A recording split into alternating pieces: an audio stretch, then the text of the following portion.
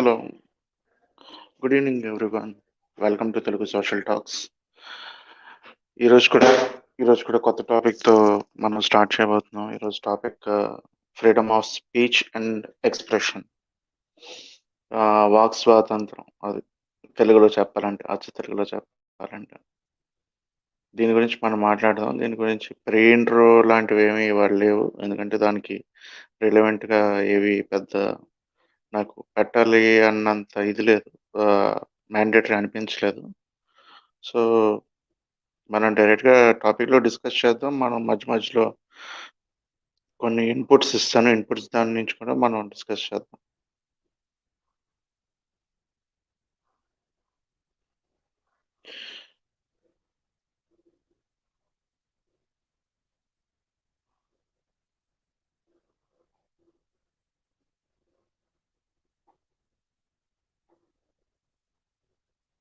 Pin already message అదే sorry link already pin చేస్తుంది comment సెక్షన్లో.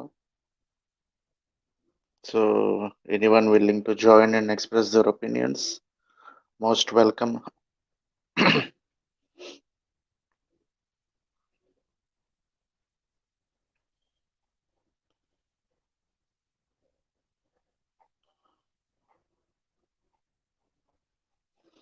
ఇప్పుడు అంటే coming to freedom of speech, దీని గురించి వస్తే ఇది మనకి article 19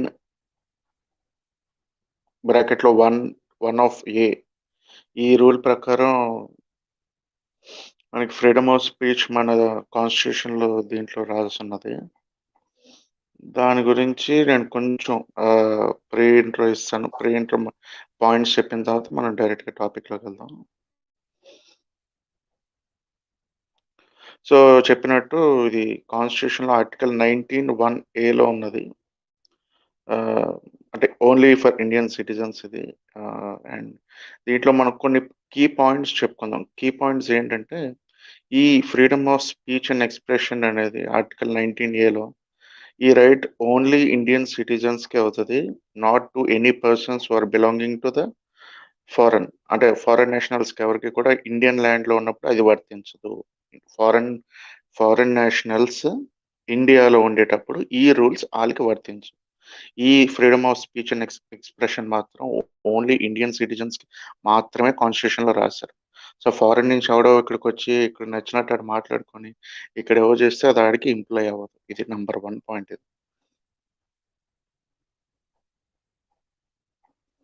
and hi hi hi and దాని తర్వాత ఏంటంటే, ఈ ఆర్టికల్ 19(1)A యాక్చువల్గా it is giving the right to express once views and opinions.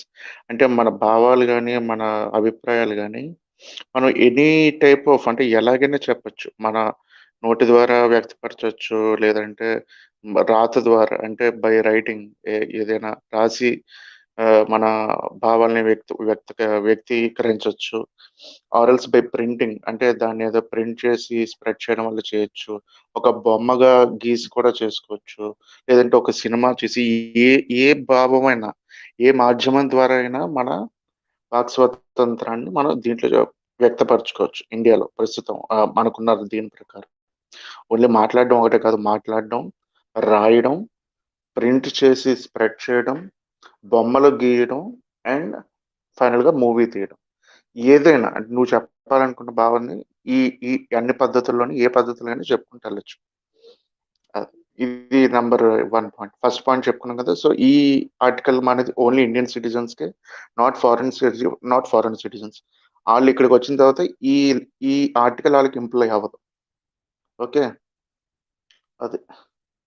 And దాని తర్వాత ఏంటంటే, కొన్ని ఇంక దీంట్లో చూసుకుంటే మనం ఫ్రీడమ్ ఆఫ్ ఎక్స్‌ప్రెషన్‌కి సంబంధించి దీనికి సంబంధించి అన్నీ వచ్చాయి కదా! దీంట్లోనే మనం by voice, by writing, by ఇది గాని ఈట్లి గురించి మనం ఇండివిడ్యువల్‌గా మాట్లాడుకుందాం. అది కాకుండా ఆహ్, దీంట్లో ఉన్న నెగెటివ్ ఇదేంటంటే, ఫ్రీడమ్ ఆఫ్ స్పీచ్ ప్రతి విషయంలోనే మనకి అవసరం ఉండదు. ఏంటంటే కొన్ని కొన్ని ఆటిల్లో అడ్డుకట్ట ఖచ్చితంగా ఉండాల్సిందే. అండ్ ఎస్పెషల్లీ ఇండియా లాంటి పెద్ద దేశంలో, ఇంత పెద్ద హ్యూజ్ డెమోక్రాటిక్ కంట్రీలో మనకి ఖచ్చితంగా అడ్డుపల్లు వేయాల్సింది. ఏది పడితే అది మాట్లాడడానికి కూడా లేదు. అలా అని సో, దీనికి ఒక క్లాజ్ 2 ఈ ఆర్టికల్ 19లోనే క్లాజ్ 2 అని ఒకటి పెట్టారు. దీని ప్రకారం ఏంటంటే కొన్ని కొన్ని విషయాల్లో ఫ్రీడమ్ ఆఫ్ స్పీచ్‌లో రెస్ట్రిక్షన్స్ ఉంటాయి. అదేంటి? మన దేశ సెక్యూరిటీ పరమైన వ్యవహారాలకి, మనకి ఫారెన్ రిలేషన్స్‌కి ఉన్న సత్సంబంధాల మీద ఏదైనా దానికి తేడా అభిప్రాయ భేదాలొచ్చే విధంగా ఏదైనా వ్యవహరించినా, లా అండ్ ఆర్డర్‌కొచ్చినా, అటు సొసైటీలో డీసెన్సీ, మొరాలిటీకి సంబంధించిన ఏదైనా ఇష్యూస్ వచ్చినా, కాంటెంప్ట్ ఆఫ్ కోర్ట్ అంటే కోర్ట్ ఆదేశాలను ఉల్లంఘించిన, అండ్ డిఫేమేషన్ అంటే పరువు భంగం కలిగించిన, సో ఇలాంటివన్నమాట. అండ్ భారతదేశ సార్వభౌమాధికారానికి ఏదైనా భంగం కలిగించిన, సో ఇలాంటి ఆటిలేంటి మినహాయింపులుంటాయి. ఈ ఫ్రీడమ్ ఆఫ్ వాక్ స్వాతంత్రానికి. సో ఉండాలి కూడా. అంటే లేదంటే ప్రతిదానికి లిమిటేషన్స్ ఉండాలి. అంటే ఇలాంటి విషయాల్లో లిమిటేషన్స్ పెట్టారు. మిగతా ఆటిల్లో లేవు. సో పాయింట్ టు పాయింట్ దీని గురించి మాట్లాడదాం. మీకున్న వ్యూస్ అవి చెప్పండి. One okay. Hi Jaggu garu. Hi yes sir. Good evening. Hi Chandra garu. Hi sir. మీరు స్టార్ట్ చేస్తారా? Yes sir. నువ్వు వచ్చావు కదా, ముందు నువ్వు చెప్తావా నేను చెప్పనా? ఓకే స్టార్ట్ చేయండి. ఫైన్ అండి. మీరు ఈ topics choosing is very good అండి. నిన్న కూడా అనుకున్నా, నిన్న కొంచెం చూసా, నేను కూడా ప్రిపేర్ అయ్యా, కానీ నిన్న మీటింగ్స్ నుండి జాయిన్ అవ్వలేకపోయా.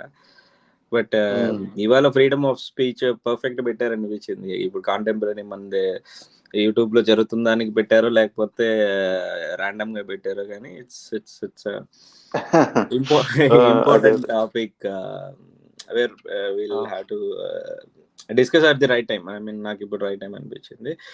సో నేను ఇది టాపిక్ చూసాక ఫ్యూ ఆర్టికల్స్ కూడా చూసాను. Freedom of speech freedom of speech and expression అనేసి చిన్న 2-3 చిన్న ఆర్టికల్స్ చూసా బిఫోర్ జాయినింగ్. మనకి I think in the constitution we have given it's basically a human right and a fundamental freedom for us, any citizen kada. Freedom of speech అనేది starting మనకి ఎక్కువ వాడుకలోకి వచ్చింది expression వచ్చేసి I think somewhere around 13th or 14th century నుంచి. And మనకి constitution లో I think 1947 లో అప్పుడు పెట్టారు. It's like freedom of speech is also like when not to speak is also a right to, I mean it's a right and ఇందాకే చదివారు. And you know మనకి constitution లో దే హావ్ గివెన్ లైక్ ఏది I mean ప్రతి ఒక్కరికి as a citizen of our country we have right to express our ఇది. And also at the same time కొన్ని extremist ఇది కానీ యాజ్ పర్ ద లా కొన్ని మాట్లాడకూడదు, కొన్ని అఫెండ్ చేయకూడదు, అలాంటివి కూడా ఉన్నాయి. సో అవి ఇంకా నేను చూడలేదు, but if someone nose in detail they can explain. But at the same time and I've seen some interesting article indake మన ఫ్రీడమ్ ఆఫ్ స్పీచ్ కంట్రీస్ ఇప్పుడు మన తీసుకుంటే ఒక 11 countries all over the world they have complete free, no restrictions. దాంట్లో 9 are from Europe and ఒక 30 or 37 countries లో with small restrictions are few. దాంతో ఆ కంట్రీస్ ఉన్నాయి లైక్ ఆస్ట్రేలియా, న్యూజిలాండ్, అట్లా కొన్ని countries. And most of the countries they have restriction for the freedom of speech. And ఇందులో చూస్తే లీస్ట్ లో ఉండేవన్నీ ఆల్ ది ఎక్స్ట్రీమిస్ట్ కంట్రీస్లలో 0 ఉంది freedom of speech. Monarchy based countries కానీ అండ్ అందులోనూ strange thing 1-2 countries like China and Qatar ఇట్లా వాటిలో extremist అయినా కూడా దే ఆర్ డెవలప్డ్. ఈ ఫ్రీడమ్ ఆఫ్ స్పీచ్ లో mostly restricted country north Korea అని విన్నాను. రెస్పెక్టెడ్ కంట్రీయా? అది నంబర్ 1 లే. అట్లా ఓకే. అండ్ చందు గారు ఇంకొకటి same at the same time ఈ టాప్ 10 కంట్రీస్ ఏదైతే ఉందో ఫ్రీడమ్ ఆఫ్ స్పీచ్ ఉన్న దాంట్లో మీరు ఇంకొకటి ఇంట్రెస్టింగ్ ఇది చూస్తే దీస్ టాప్ 10 లో almost 8 are happy countries also as per the survey. Top 7 countries are ఈ ఫ్రీడమ్ ఆఫ్ స్పీచ్ ఉన్న కంట్రీస్లలో 7 ఆఫ్ దెమ్ ఆర్ లైక్ 1 2 3 4 చూస్తే వరల్డ్ పాపులేషన్ రివ్యూ దీంట్లో ఈ వెబ్సైట్ లో ఉంది. They are also happiest countries in the world, and also most of them are developed countries and most of them are from Europe. ఇది ఇందాకే చూసానండి, మన మీ topic చూసాక జస్ట్ ఒకసారి చూద్దామని జస్ట్ బ్రౌజ్ చేస్తే ఇట్లా వచ్చింది. It's real interesting where freedom of speech ఉన్న దగ్గరే and people are also happy. And దాంట్లో చూస్తే they are like some of them are majority of them are free thinkers and humanists, rational thinkers, and atheists kuda ekku unnaru ee countries lallo. So everybody has right to speak.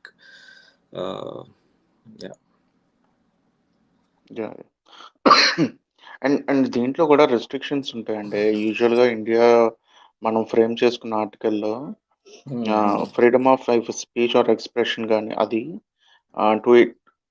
It is not given to a full extent, full గా ఇవ్వలేదు. ఎందుకంటే ప్రతి దానికి చాలా ఆలోచించి constitution రాశారు.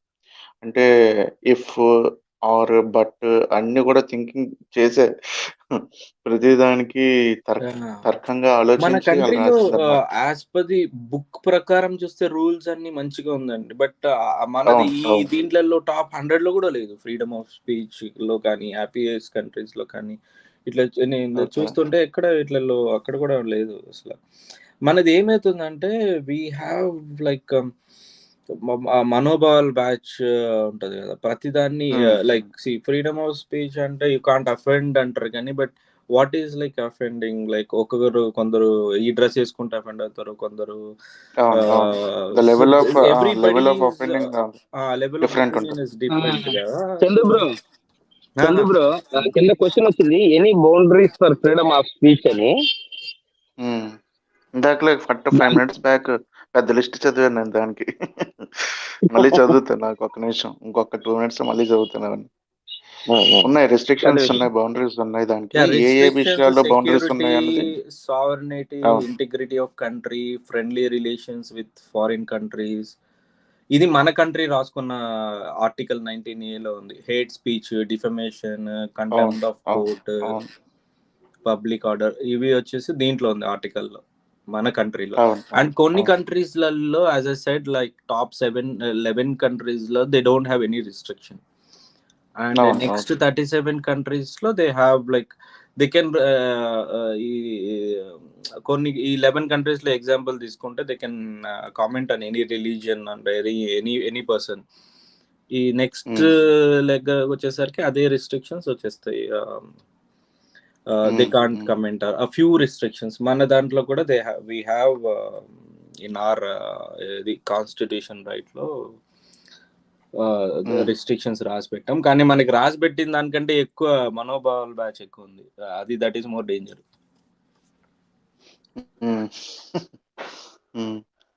Everybody will offend for everything కదా. అవును ప్రతి చిన్నదానికి. చందు బ్రో మోస్ట్లీ మన రాజ్యాంగంలో రాసి ఉన్న అంటే ఫ్రీడమ్ ఆఫ్ స్పీచ్ గురించి టాపిక్ కాబట్టి దాని గురించి మాట్లాడతాను. మన రాజ్యాంగంలో రాసి ఉన్న ఆర్టికల్ 19(1)A ప్రకారం చాలా మందికి దాని rules and regulations and terms and conditions చాలా మందికి తెలవకుండానే దాని మీద ఎక్కువగా ఈవెన్ నాకు కూడా తెలుసు అని చెప్పి ఇది ఓవర్ చేయడం కరెక్ట్ కాదు. అంటే ఒక ఫ్రీడమ్ ఆఫ్ స్పీచ్ అనేది దేని మీద బౌండరీస్ ఉన్నాయి, దేనికి మనకి ఆ ఫ్రీడమ్ ఆఫ్ స్పీచ్ లిమిటేషన్స్ ఉన్నాయి అనేది మన తెలియకుండానే చాలా మంది మాట్లాడేయడము, వాటి మీద అవగాహన లేదు. డెఫినెట్ గా చాలా మందికి అవగాహన లేదు.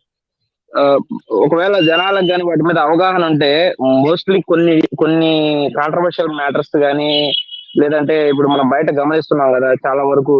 ఫర్ ఎగ్జాంపుల్, సింపుల్ ఎగ్జాంపుల్ చెప్పాలంటే that Prabhakar something is there అన్నారు. ఆయన కూడా కొన్ని ఈ బౌండరీస్ దాటి మాట్లాడడం వల్ల ఆయన మీద డిఫార్మేషన్ కేసు వేసి ఇదంతా జరిగింది.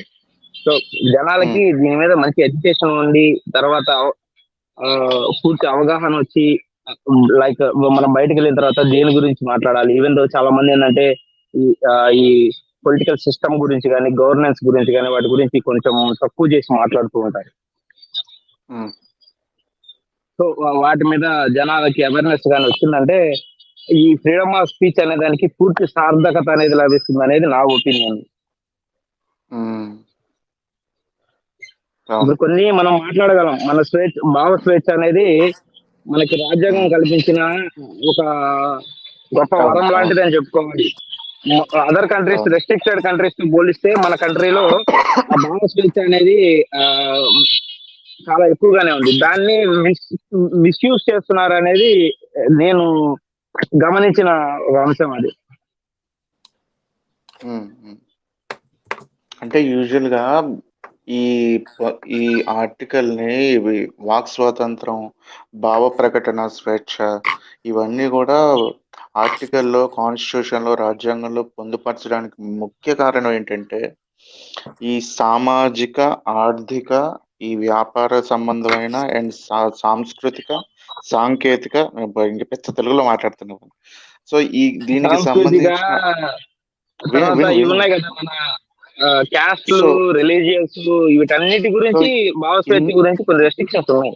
ఈ ఈ అన్నిటికి సంబంధించి జనాల మధ్యలో ఒక విలువైన ఆ ఏంటంటారు, విలువైన దేశానికి ఉపయోగపడే విధంగా వాళ్ళ ఆలోచనలు పంచుకోవడం ద్వారా దేశానికి ఉపయోగపడే వ్యాఖ్యలు కానీ ఆరల్స్ పరిస్థితులు కానీ ఉండడానికి అని చెప్పి ఆ భావ ప్రకటన స్వేచ్ఛకు సంబంధించిన ఆర్టికల్ పెట్టారు. కానీ ఇక్కడ మన వాళ్ళు అదొకటి తప్ప మిగతాదంతా చేస్తారు యూజువల్. దేశానికి ఉపయోగపడే ఇక్కడ ప్రాబ్లం ఏమొచ్చిందంటే మోస్ట్లీ ఎన్ఆర్ఎస్ గురించి నేను పెద్దగా మాట్లాడను, కానీ కొంతమంది గురించి మనం అంటే వీళ్ళ మధ్య ఈ దిక్కుమాలిన స్టేట్మెంట్లు రిలీజ్ చేసి ఫేమస్ అయ్యారు. వాళ్ళకి ఇక్కడ మన కంట్రీ నుంచి వెళ్ళిపోయిన తర్వాత ఆ కంట్రీ రూల్స్ అండ్ రెగ్యులేషన్స్, ఆ కంట్రీలో ఉన్న టర్మ్స్ అండ్ కండిషన్స్ కి లోబడిపోయి మన కంట్రీలో ఉండే ఈ గైడ్ లైన్స్ ని ఫాలో అవ్వకుండా గబక్కన నోరు జారడం వల్ల వాళ్ళు ఇదైపోయారు అనేది నా ఒపీనియన్. అందరూ అంటే in very rare cases sir, మనం అది నెగ్లిజిబుల్ గా వదిలేయలేం. ఎందుకంటే including all the persons. I'm not including all the persons. Some of the people are getting out of this. 100% లో 1 or 2% క్రాక్ గాలు ఉంటారు, అలాంటి మనం ఏం చేయలేము. దానివల్ల ఏంటంటే మొత్తం ఎంటైర్ కమ్యూనిటీకే, ఐ మీన్ వాళ్ళు ఏ ప్రాంతానికి కమ్యూనిటీకి సంబంధించి ఉంటారో ఆ కమ్యూనిటీ, ఎంటైర్ కమ్యూనిటీ మీద ఈ ఇంపాక్ట్ అనేది ఖచ్చితంగా పడుతుంది. So what is the importance of having freedom of speech? Sir నేను ఎంత పెద్ద ఒక నిమిషం డైలాగ్ వేసిన తర్వాత మీరు క్వశ్చన్ పెట్టారు sir. What is the importance of freedom of speech అంటే ఒకవేళ సమాజంలో నీకు నచ్చని పనిని జరిగింది అని అంటే దాన్ని నువ్వు ఖండించడము, లేదంటే దాని గురించి ప్రశ్నించడము, లేదంటే దాని గురించి నువ్వు పోరాడము చేయగలగడం ఫ్రీడమ్ ఆఫ్ స్పీచ్ లో ఉన్న అడ్వాంటేజ్. ఒకవేళ అది నీకు నచ్చకపోయినా దాన్ని నీ మీద రుద్దడం అని అంటే నీ స్వేచ్ఛను, అంటే నీ భావ స్వేచ్ఛను హరించడం అని అంటారు. సో అక్కడ ఫ్రీడమ్ ఆఫ్ స్పీచ్ అనేది ఉండదు. సో మన కంట్రీలో ఫ్రీడమ్ ఆఫ్ స్పీచ్ అనేది ఆబ్వియస్ గా ఉంది. ఏదో ఇప్పుడు ఎక్కువ ఇందాక జగ్గు బ్రో చెప్పినట్టు మనోభావాలు బ్యాచ్ ఉన్నారు కదా, వాళ్ళంతా దాన్ని యూటిలైజ్ చేసుకునే రోడ్లు ఎక్కుతారు అన్నమాట. అండ్ మోరోవర్ ఏంటంటే దీనికి ఒక ఏంటంటారు, ఒక లిమిటేషన్స్, అంటే ఈ మనోభావాల బ్యాచ్ ఉంటాయి కదా, ఏ limit is the last limit అన్నది ఎవరికి తెలియదు ఇక్కడ. అది ఇందాకలా జగ్గు చెప్పారు కదా, జీరో నాలెడ్జ్. ఆర్టికల్ 19(1)A మీద ఎవరికి అవగాహన లేదు. ఇందాక చెప్పినా కదా నేను, just they have to come out and అవగాహన కాదు కానీ ఇప్పుడు మనకి చూసుకుంటే మనకి 10th క్లాస్ వరకు సబ్జెక్ట్స్ కానీ ఇవన్నీ చూస్తే ప్రతిదీ మన స్కూల్ సబ్జెక్ట్స్ సిబిఎస్ఈ కానీ స్టేట్ బోర్డ్స్ కానీ దే కవర్ ఎవ్రీథింగ్. చూస్తే 10th క్లాస్ సోషల్ బుక్ లో 11వ లెసన్ ఏదో చెప్పు బ్రో. నేను చెప్పేది మనకి కవర్ అయ్యింది, దాని తర్వాత మనకి అన్ని ఉంది. ఇప్పుడు నువ్వు నాకు జలీల్ కాదు చేయకు కానీ నేనేమంటున్నానంటే మనకు ఉంది, దాని తర్వాత మనము దాన్ని ఎంతవరకు ఆచరణ చేస్తున్నాం కానీ ఎంతవరకు దాన్ని పాటిస్తున్నాం అనేది తర్వాత అవేర్నెస్ అయితే ఆల్రెడీ మనకి అన్ని ఉంది, మన ఫౌండేషన్ లోనే ఉంది, కానీ దాని తర్వాత ఎంతవరకు పాటిస్తున్నాం అనేది కొంచెం. ఫస్ట్ ఆఫ్ ఆల్ ఎడ్యుకేషన్ ఉన్న దగ్గర 90% వాటి మీద పూర్తి అవగాహన ఉంటుంది బ్రో. ఏదో 10% మనం చెప్పలేం కానీ ఈ కాపీ కొట్టి లీకేజ్ బ్యాచ్ ఉంటారు కదా, వాళ్ళ విషయంలో తప్పనిచ్చి ఇంకా ఎక్కువగా మోస్ట్లీ పవర్టీ లైన్ లో ఉండే వాళ్ళు, బిలో మిడిల్ క్లాస్ వాళ్ళల్లో కూడా చాలా మందికి వీటి మీద పూర్తి అవగాహన లేదు. అండ్ చదువుకున్నా కానీ దాని మీద అంత ఫోకస్ చేయరు, డెఫినెట్ గా చెప్తాను నేను.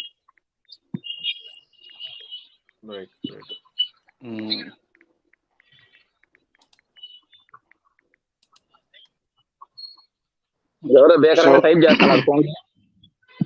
నేనే చేస్తాను. సో కాదు, ఇప్పుడు నేను ఇంకొక good evening sir, good evening. నేను ఇప్పుడు ఇంకొక ఇది చెప్తా ఏంటంటే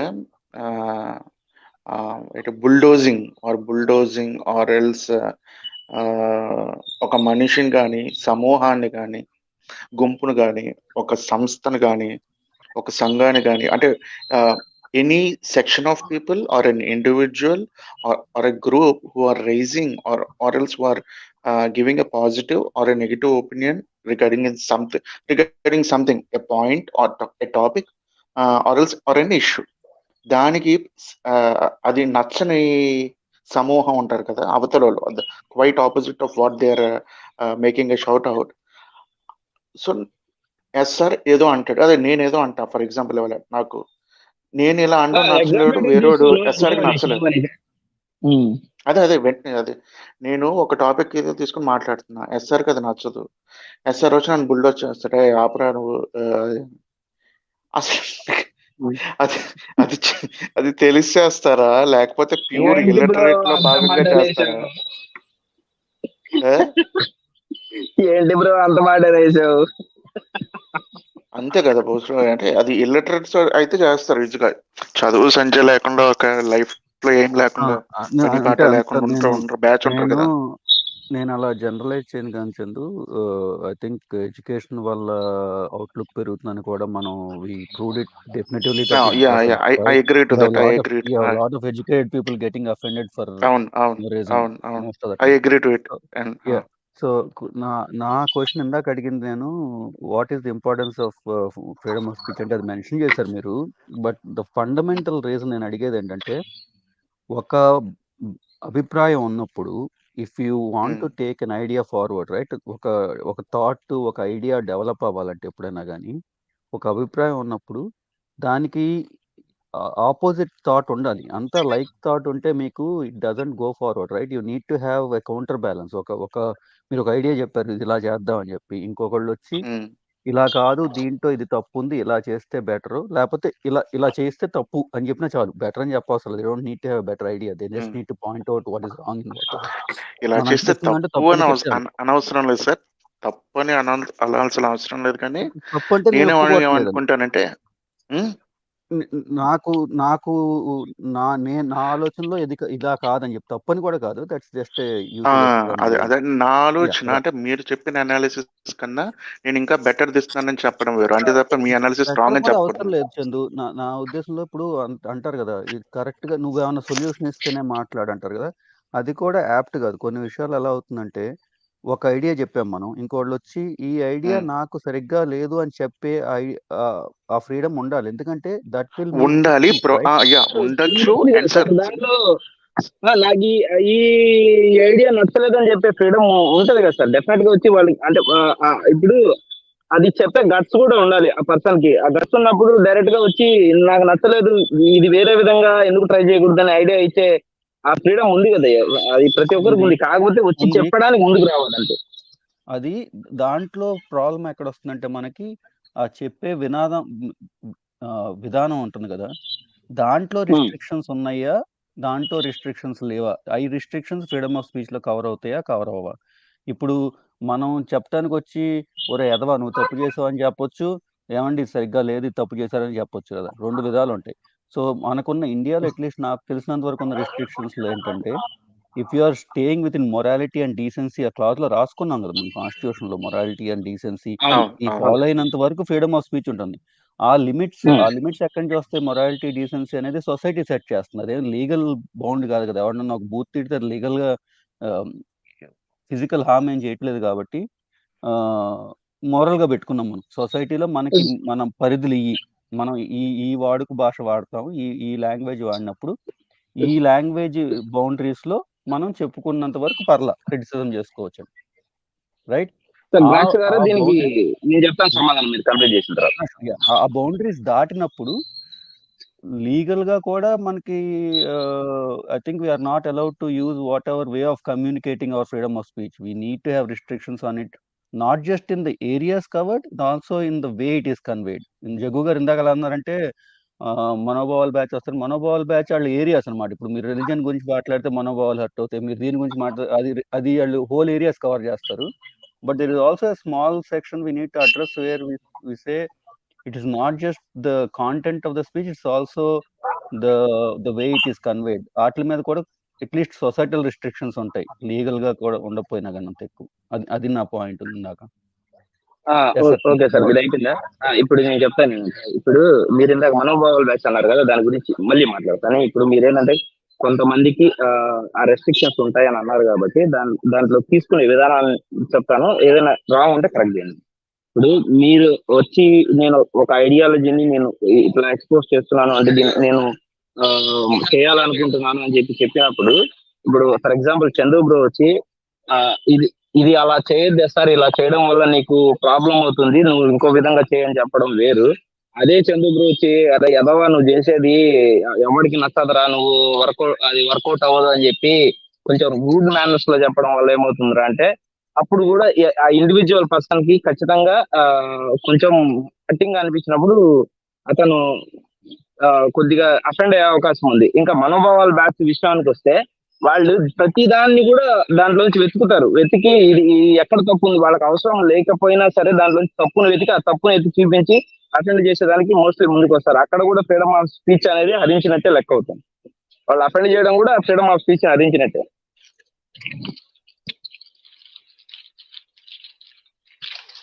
అది sir. Chandanna, freedom of speech ఒక్క నిమిషం సార్, అది క్లారిఫై చేయవా? వాళ్ళని అఫెండ్ చేయటం ఫ్రీడమ్ ఆఫ్ స్పీచ్ ని హరించినట్టు అంటే ఐ డిడ్ంట్ అండర్స్టాండ్ దట్. అంటే ఇప్పుడు నా ఐడియాలజీని నేను ఎలా చేయాలనుకునేది నా స్వతంత్ర, అది ఇట్స్ మై ఫ్రీడమ్, అది నా స్వతంత్ర.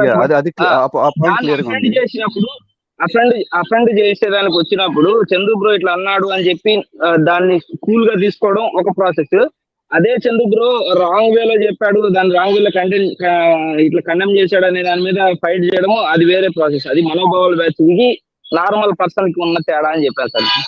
అంటే అది అవతల వాళ్ళు చెప్పింది నువ్వు కంటెంట్ చేయడానికి రైట్ ఉంటుంది కానీ ఆపటానికి రైట్ ఉండదు అంటున్నావా? లేకపోతే నాకు ఆ పాయింట్ క్లారిటీ రావట్లేదు. ఆపడానికి మనకు రైట్ లేదు, కానీ అది రాంగ్ అని చెప్పే అవకాశం మనకు ఉంటుంది.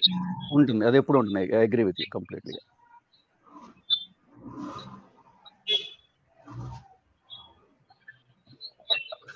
ఇందాక ఎవరో చెప్తున్నారు, మధ్యలో వెళ్ళిపోతున్నారు.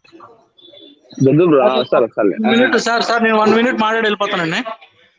మాట్లాడండి రాజు గారు చెప్పండి. మనకి ఇండిపెండెన్స్ వచ్చిన తర్వాత ఫ్రీడమ్ ఆఫ్ స్పీచ్ అనేది వచ్చింది కదా, అంతకుముందు లేదు కదా మనకి.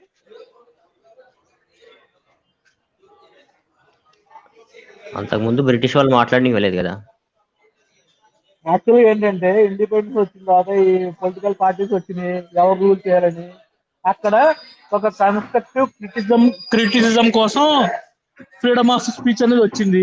కాకపోతే ఏంటంటే గవర్నమెంట్ అంటే పబ్లికే కదా అని హ్యూమన్ రైట్స్ దాంట్లో ఈ ఫ్రీడమ్ ఆఫ్ స్పీచ్ అనేది వేస్తారు. మొత్తానికి అది కంపు అయ్యింది ఈరోజు అని నా ఒపీనియన్. కన్స్ట్రక్టివ్ క్రిటిసిజం కోసం వేసిన freedom of speech government is public అనే దాంట్లో మొత్తం అందరికీ వర్తిస్తే ఇలాగే ఉంటుంది అని నాది. మీరు మాట్లాడుకోండి. ఇంకా సరే ఈ ఫ్రీడమ్ ఆఫ్ స్పీచ్ అనేది లాస్ట్ 10 ఇయర్స్‌లోనే ఎక్కువ అంటే బయట మాట్లాడుకుంటున్నారు. అంతకుముందు అంటే సోషల్ మీడియా ఇన్‌ఫ్లుయెన్స్ వల్ల ఎక్కువ ఫ్రీడమ్ ఆఫ్ స్పీచ్ అనేది టర్మ్ అనేది యూజ్ చేస్తుండ్రు.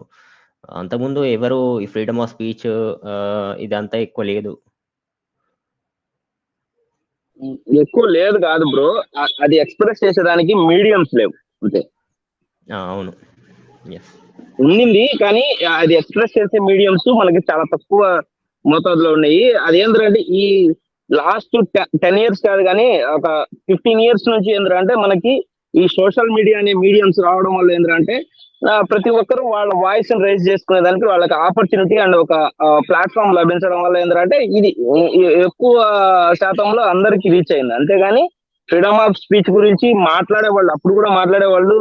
అంటే మీరు ఆన్ ద టైం మీరు కానీ న్యూస్ ఛానల్స్ లేదంటే రేడియోస్ అట్లాంటి ఫాలో అయినట్టయితే మీకు డెఫినెట్ గా దీని మీద కొన్ని డిబేట్స్ అనేవి మనం వినుంటాం ఫాలో అయిన వాళ్ళు అయితే.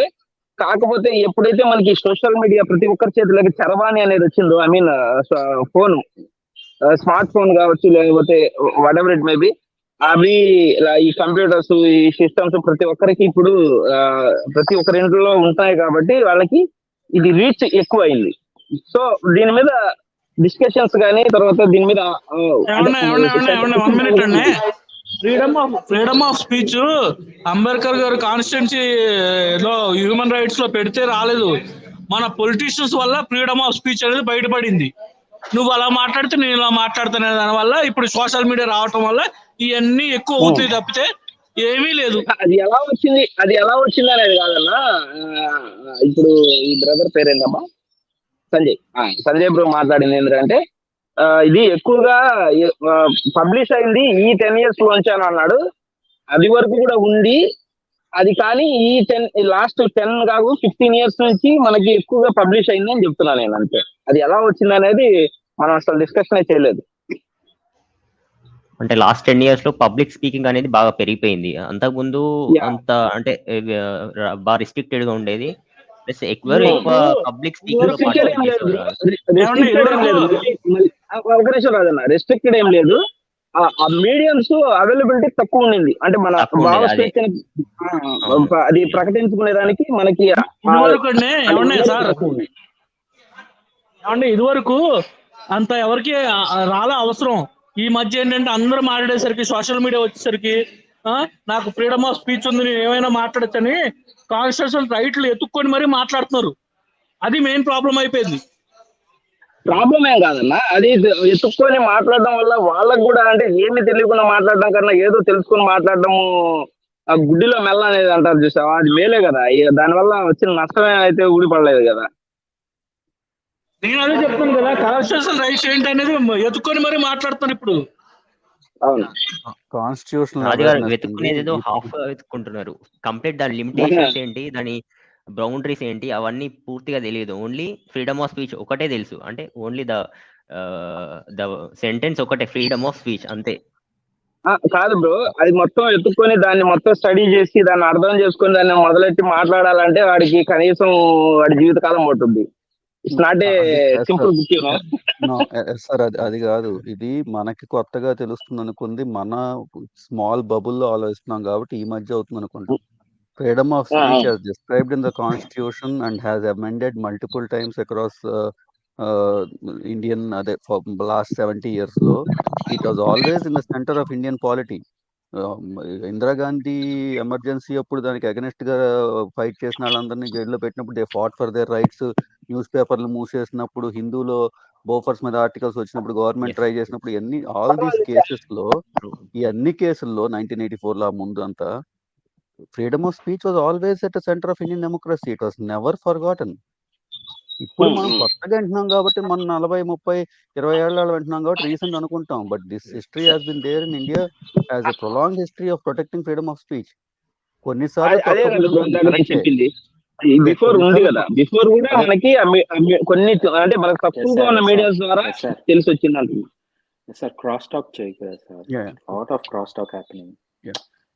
నేను అనేది కంప్లీట్ చేసాను చేసుకోరు. నేను అనేది ఏంటంటే అది ఎప్పుడూ ఉంది. ఫ్రీడమ్ ఆఫ్ స్పీచ్‌కి ఉన్న ఇంపార్టెన్స్, అవేర్‌నెస్ ఇండియాలో ఎప్పుడూ ఉంది.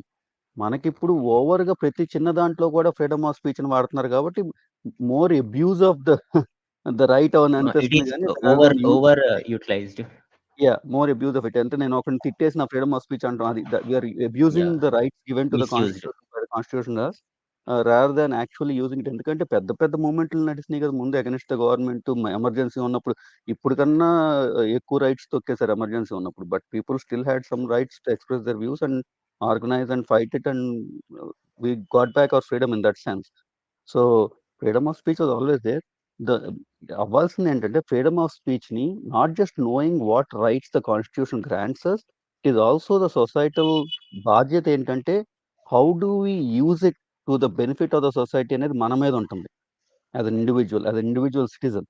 దాన్ని మిస్‌యూజ్ చేస్తామా, అబ్యూజ్ చేస్తామా దాన్ని out of context court case వాడుకుంటాం అనేది కంప్లీట్ సొసైటీ మీద డిపెండ్ అవుతుంది. అలాగే like in every rule right, constitution ఒక రూల్ రాస్తుంది. పీనల్ కోడ్‌ని ఎస్టాబ్లిష్ చేస్తుంది to follow the constitution and give punishments for any breakage of the rules.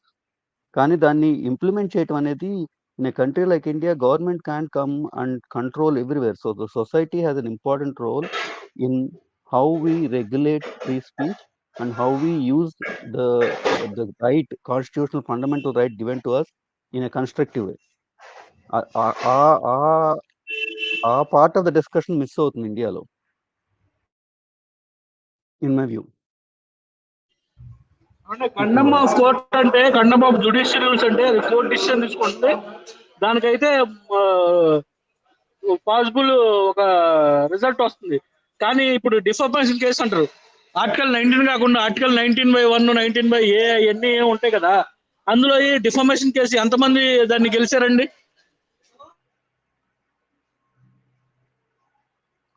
Defamation case నాకు ఇండియాలో కష్టమే అనుకోండి. ఎక్కడైనా కానీ defamation case I think it's hard case to prove. ఎందుకంటే most of the defamation is done with some. అది కూడా మరి డిస్క్లైమర్ లో ఉంది కదా సార్, అది ఎందుకు అవ్వట్లేదు? అంటే రైట్ రాసిన దానికి రాజు దాన్ని ప్రూవ్ చేసి లీగాలిటీలో వచ్చినప్పుడు ఏమంటారు దాన్ని, కండమ్ ఆఫ్ కోర్ట్ కింద ఏమన్నా అయితే కనుక పాజిబుల్ రిజల్ట్స్ వస్తున్నాయి. కానీ అది కూడా ఏంటంటే జడ్జ్మెంట్ కోర్ట్ తీసుకుంటుంది డైరెక్ట్. కానీ మిగతా విషయాల్లో ఏవి రావట్లేదు కదా, పాజిబుల్ రిజల్ట్స్ ఏమి రావట్లేదు, పాజిటివ్ రిజల్ట్స్ రావట్లేదు అనేది నా అభిప్రాయం sir. The bar of proving that is very high. Defamation లో దాని వల్ల నష్టమైందని ప్రూవ్ చేయటం ఒక పార్ట్ అయితే, అన్నదాంట్లో ఏమీ నిజం లేదు మొత్తం అబద్ధం ఉందని ప్రూవ్ చేయటం కూడా కష్టం అవుతుంది. ఎందుకంటే most of this defamation cases will always start with some point of truth. మళ్ళీ ప్రూవ్ చేయడం కూడా మళ్ళీ ఫ్రీడమ్ ఆఫ్ స్పీచ్ అప్లై అవుతుంది కదా చాలా సార్లు. అదే కదా, దాంట్లో రిస్ట్రిక్షన్ ఉంది కదా. అదే రిస్ట్రిక్షన్ ఉన్నా అది ప్రూవ్ చేయలేకపోతున్నారు. పాసిబిలిటీ రిజల్ట్స్ రావట్లేదు కదా, ప్రాబిలిటీ అనేది లేదు కదా.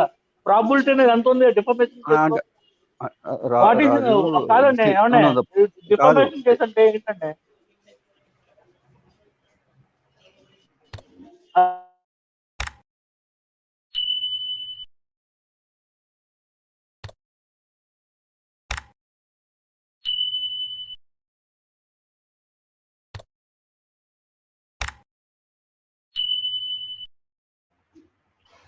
మరీ ఎక్కువసేపు నడిచింది చందు అది.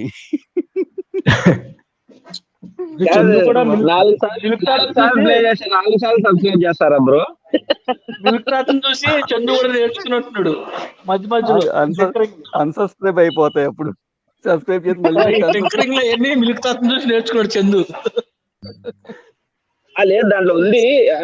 మోస్ట్లీ ఎవరు వాడరు, ఎందుకంటే డిస్టర్బెన్స్ వస్తుందని వాడరు. మిల్క్ తాత ఏంటంటే ఎంటర్టైన్మెంట్ కాబట్టి మధ్యలో పంచులు అయ్యి. సో చందు బ్రో అది కొంచెం ఏమన్నా తప్పు మాట్లాడుంటే మీరు నన్ను కరెక్ట్ చేయాలి సార్. తప్పనిలేదు. నేను అనేది ఏంటంటే మనం ఎందుకు కేసుల్లో రావట్లేదు అనేది బ్లాంకెట్ గా అనలేము. ఎందుకంటే ప్రతి కేసు దాని స్ట్రెంగ్త్, దాని పాయింట్స్ మీద డిపెండ్ అవుతుంది. కాబట్టి డిఫమేషన్ కేసులు అన్నీ అవట్లేదని అనడానికి మన దగ్గర నా దగ్గర అయితే ఏమి ఎవిడెన్స్ లేదు. I think it's very subjective, right? Every case is a case by itself. So ఏంటంటే ఇప్పుడు ఈ డిఫర్మేషన్ కేసులు సక్సెస్ అవ్వాలని అంటే దానికి కూడా వాళ్ళు దాంట్లోంచి బయటపడడానికి మన రాజ్యాంగంలో ఉన్న కొన్ని లొసుగులను వాడుకొని వర్కౌట్ చేసుకుంటున్నారు. ఇప్పుడు ప్రతి దానికి ఒక లొసుగు అనేది ఉంది రాజ్యాంగంలో. దాంట్లో ఉన్న డిఫెక్ట్స్ వెతుక్కుని ఆ డిఫెక్ట్స్ యూజ్ చేసుకొని వాళ్ళు ప్రమోట్ అవుతున్నారు. కానీ డిఫర్మేషన్ కేసులు సక్సెస్ అవ్వాలంటే రాజ్యాంగంలో ఉన్న లొసుగుల్ని సవరించాలి.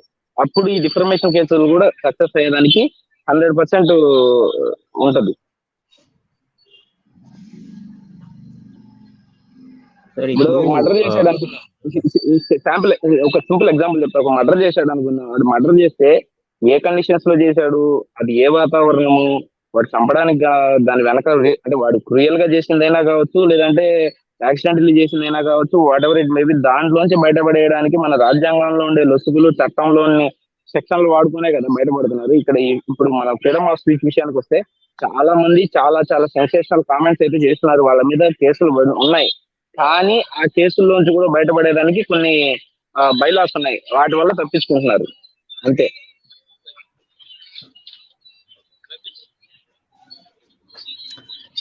మన ఇండియాలో అంటే సేమ్ లాస్ అప్లికేబుల్ అవుతాయి. ఇప్పుడు నేను ఒక సోషల్ మీడియాలో ఒక వీడియో చేసి పెడతాను.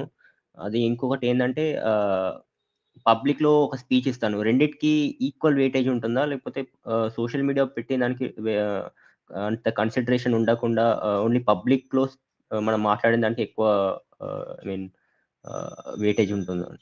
అదొక డౌట్. నా ఉద్దేశంలో ఎంతమంది చూశారు, ఎంతమంది పబ్లిక్ వెళ్ళింది అనేది కూడా ఉంటది అనుకుంటున్నాను. ఫ్రీడమ్ ఆఫ్ స్పీచ్ పెట్టినందుకే ఇన్ని గొడవలు అవుతున్నాయి. ఇంకా నేను ఫ్రీడమ్ ఆఫ్ యాక్ట్ అని పెట్టలా. నాకు ఆ టైంకి ఏం చేయాలనిపించిందో నేను చేసేసాను అనేది పెట్టలా.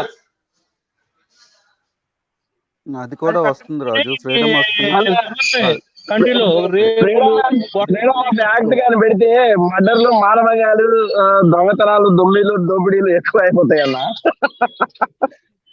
ఫ్రీడమ్ ఆఫ్ యాక్ట్ అని కాదు, ఫ్రీడమ్ ఆఫ్ ఎక్స్ప్రెషన్ ఉంది దాంట్లో. Freedom of speech and expression రెండు కలిపే ఉంటాయి. ఎక్స్ప్రెషన్ అనేది ఆబ్వియస్లీ రిస్ట్రిక్షన్స్ ఆఫ్ ఇల్లీగాలిటీ దాటి ఉండవు. అందుకని చెప్పి ఫ్రీడమ్ ఆఫ్ ఎక్స్ప్రెషన్ అంటే నువ్వు ఏదైనా ఏదిగా ఉంటే చేయమని కాదు. You can express your self in multiple ways what you want to convey. అంతేగాని అవతలాంటి రైట్స్ ని తీసేసుకుని నువ్వు వెళ్ళి నీకు కావాల్సిన చేసుకోమని కాదు అర్థం అక్కడ. నాకు ఒక క్వశ్చన్ ఉందండి. ఇప్పుడు ఫ్రీడమ్ ఆఫ్ స్పీచ్ అనేది విత్ ఇన్ లీగల్ బౌండ్ లో ఉండాలి అనేది ఎక్కడైనా ఉందా అని ఇన్ కాన్స్టిట్యూషన్?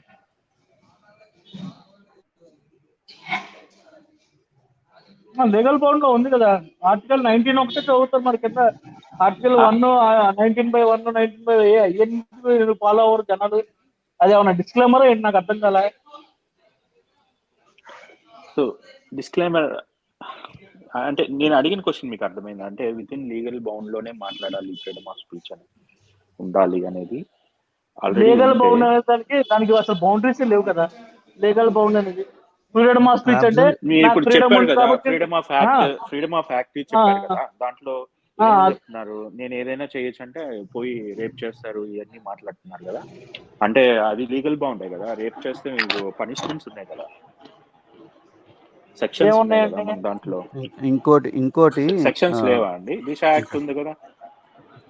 దిశ యాక్ట్ ఒకటే కదా, అది కాదు ఇంకా చాలా ఉన్నాయి రాజు. రాజు ఇల్లీగల్ అండ్ క్రిమినల్ యాక్షన్స్ కి నీకు ఫ్రీడమ్ ఆఫ్ రైట్ ఉండదు వెళ్ళి యాక్ట్ చేయడానికి ఎక్కడ. That is not even a topic of discussion. ఎందుకంటే any sane society does not say you can go and kill people, నీకు ఫ్రీడమ్ ఇస్తున్నాం కాబట్టి అని చెప్పి. ఇదేం పర్జ్ సినిమా కాదుగా. So the point is freedom of speech ఉంటుంది, విత్ ఇన్ లీగల్ లిమిట్స్ ఉంటుంది, within moral decency limits ఉంటుంది.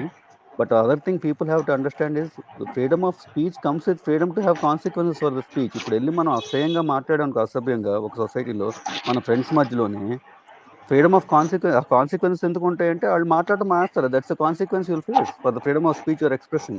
ఒక అభ్యంతరకమైన ఐడియా చెప్పామనుకోండి, వెళ్ళి మీ చుట్టుపక్కల ఉన్న జనం మీకు రెస్పెక్ట్ ఇవ్వడం మానేస్తారు, మీతో మాట్లాడటం మానేస్తారు. That is the consequence. వాటికి రెడీ అయ్యి మనం ఫ్రీడమ్ ఆఫ్ స్పీచ్ని వాడుకోవాలి. అంతేగాని ఫ్రీడమ్ ఆఫ్ స్పీచ్ ఉంది, ఫ్రీడమ్ ఆఫ్ యాక్షన్ ఉంది అని చెప్పి మనం తిక్కగా బిహేవ్ చేస్తే చుట్టుపక్కల వాళ్ళు మనం తిక్కలని చూస్తారు. రైట్?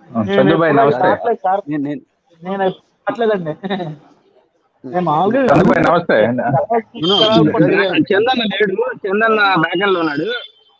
అన్న డ్రాక్స్ అన్న నువ్వు చెప్పింది ఎగ్జాక్ట్లీ కరెక్ట్ అన్న. ఎందుకంటే దాని కాన్సిక్వెన్సెస్ మోస్ట్ బార్బేరియస్ ఉంటాయి అన్న. ఇప్పుడు ఏదైనా మనం అంటే మనకు నచ్చిందే మనం చేసుకోకపోవడం వేరు, 10 మందికి నచ్చింది చేసుకుంటూ పోవడం వేరు కదా. సో అక్కడ మనకు నచ్చింది అంటే అది అవతల వాళ్ళకి ఆ 10 మందికి అఫెండింగ్ గా ఉంటుందని చెప్పి మనం చేయడం వల్ల ఏంటంటే ఖచ్చితంగా వీడికి ఉన్న వాల్యూవే కాదు, ఈ మామూలుగా కమ్యూనిటీలో ఇంటరాక్షన్ అనేది కూడా టోటల్ జీరో అయిపోతుంది. సరే, నేను 1 minute, నేను ఈ ఫ్రీడమ్ ఆఫ్ స్పీచ్ 2 points లో చెప్తా. ఒకటి ఏంటంటే రాజద్రోహం, దేశద్రోహం, ఇంకోటేమో మతత్వం, అదే మతోన్మాదం. ఆ 2 angles లో చెప్తా. ఇప్పుడు రాజద్రోహం అంటే ఇప్పుడు మనకి ఫ్రీడమ్ ఆఫ్ స్పీచ్ ఉంది, ఏదైనా వాక్ హక్కు, వాక్ స్వాతంత్రం ఉన్నాయి, ఏవైనా మాట్లాడచ్చు అంటే కొన్ని దేశానికి నష్టం కలిగించే వాటిల్లో మాత్రం దాన్ని ఏమంటారు, కఠిన. చెప్పు. ఇక్కడ మాట్లాడేది సమరం టాపిక్ కాదు, ఫ్రీడమ్ ఆఫ్ స్పీచ్ గురించి. మరి నేను చెప్పేది అదే. ఇప్పుడు మీకు సమరం గురించి చెప్తున్నా మాట్లాడేస్తారు, మరి కాలేదు కదా. ఇప్పుడు ఫ్రీడమ్ ఆఫ్ స్పీచ్ గురించి నేను మాట్లాడేస్తాను, నాకేమైనా రైట్ ఉందని మిమ్మల్ని తప్పట్టినట్టే కదా. మరి నేను మాట్లాడేది డిస్టర్బ్ చేసి మీరు దీని గురించి మాట్లాడినా, మీరు ఎక్కడో ఏం మాట్లాడారని తీసుకొచ్చి దాని గురించి మాట్లాడాను. నేను జనరల్ మాట్లాడతా. నేను జనరలైజేషన్ కాదన్నా, రాజన్ ఏంటంటే మీరు మాట్లాడిన దాని మధ్యలో ఇంటరప్షన్ చేసి సమరం గురించి ఎత్తాను కదా, అక్కడ మిమ్మల్ని ఇంటరప్ట్ చేసినప్పుడు మీ స్వేచ్ఛను హరించినట్టే కదా అంటున్నాడు. కరెక్ట్. ఎస్ఆర్ అండ్ శ్రీపి గారు, దీనికి ఒక పాయింట్ రాజు, దానికి స్వేచ్ఛను హరించినట్టే. The consequence will be, Chandu చూస్తే వచ్చి మిమ్మల్ని ప్యానల్ నుంచి తీసేస్తాడు, అది కాన్సిక్వెన్స్ అవుతుంది మీకు. You have the right to distract and disturb and deviate the talk. అది మీకు ఫ్రీడమ్ ఆఫ్ స్పీచ్ ఇచ్చిన రైటే, అది మీరు అడగొచ్చు అలాగా. కానీ దాని కాన్సిక్వెన్స్ ఏముంటుందని టిపికల్గా ఎవరైతే ప్యానల్ మేనేజ్ చేస్తారో వాళ్ళు తీసేస్తారు. ఇదే బయట రియల్ లైఫ్లో అవుతుంది అనుకోండి, వాళ్ళు మాట్లాడటం మానేస్తారు. అది సో మనకి ఫ్రీడమ్ ఆఫ్ స్పీచ్ ఎంత ఉంటుందో దానికి కాన్సిక్వెన్స్ కూడా ప్రిపేర్ అయ్యి మనం ఫ్రీడమ్ ఆఫ్ స్పీచ్ వాడుకుంటాం. That is called self moderation most of the time. అది సెల్ఫ్ మోడరేషన్, సొసైటల్ మోడరేషన్ దాటినప్పుడు ప్రాబ్లమ్స్ వస్తాయి మనకి. ఇంకొకటి చెప్తా, హేట్రేడ్ అనేది పెంచకూడదు కదా ఆ మూమెంట్ లో. చెప్తా, ఇది అయిపోయినండి, ఈ 2 టాపిక్లు అయిపోతే తర్వాత మీరు మాట్లాడదు. ఇప్పుడు దేశద్రోహం అంటే ఎలాగంటే దేశానికి నష్టం కలిగించే దేశ భద్రత కానీ వాటి మీద మాట్లాడతారు కొంతమంది. అలా అంటే దేశానికి భంగం కలిగించడం, సావరెట్టిని దెబ్బతీయటం, అలా మాట్లాడటం కూడా అది వాక్ స్వాతంత్రం పేరు చెప్పి కొంతమంది మాట్లాడుతున్నారు ఈ మధ్యకాలంలో. విదేశీ శక్తుల హస్తం వీళ్ళ మీద పనిచేసి ఏంటి ఫండింగ్ జరుగుతుంది. అదేంటి ఖతారు ఇలానే చేపిస్తుంది అనమాట కొన్ని విషయాల్లో, అవన్నీ బయటకు వచ్చినాయి. సరే, అది తీసేయండి. ఇంకోటి, ఈ మతత్వం గురించి కూడా ఈ మధ్యకాలంలో బాగా మతానికి సంబంధించి కూడా ఫ్రీడమ్ ఆఫ్ స్పీచ్ ఎవరో ఇష్టం వచ్చేట వాళ్ళు మాట్లాడటం వల్ల పెద్ద పెద్ద గొడవలు కూడా అవుతున్నాయి. షాహీన్ బాగ్ అని అక్కడ ఢిల్లీలో, కర్ణాటకలో చోట, ఇలా. అది అందుకని పౌరులు కూడా ఎవరి కంట్రోల్లో వాళ్ళు ఉండాలి, అది అంతే.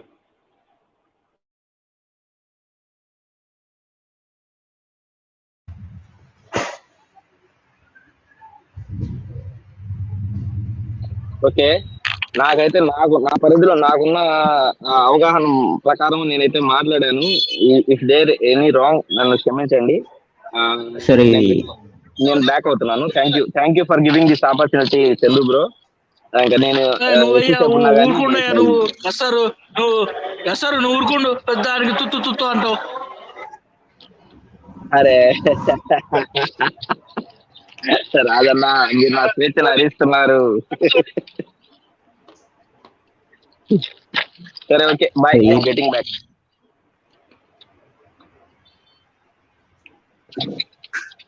ఏపీ తెలంగాణలో గవర్నమెంట్స్ మీద ఏదైనా క్రిటిక్ రాసినా, లేకపోతే ఏదైనా మేం చేసినా against government, like a criticism, they are getting notices like 41 CRPC, and it is also like freedom of speech ని హరించినట్టే కదా. రాజద్రోహం కేసులు పెట్టారు ఆంధ్రాలో అయితే. తమ్ముడు ఆంధ్రాలో అయితే అది టూ మచ్ కదా సార్ అది. అవునవును, అంటే ఒకసారి స్టేట్ దాన్ని మిస్యూజ్ కూడా చేయొచ్చు అలాగా రాజద్రోహం కేసులు. నిజంగా దేశానికి ఏమైనా ప్రమాదం కలిగే వ్యాఖ్యలు ఏమైనా చేస్తే పెట్టచ్చు, కానీ చిన్న చిన్న ఫేస్బుక్ పోస్టులు వాటికి కూడా రాజద్రోహం కేసులు పెట్టారు. అవును.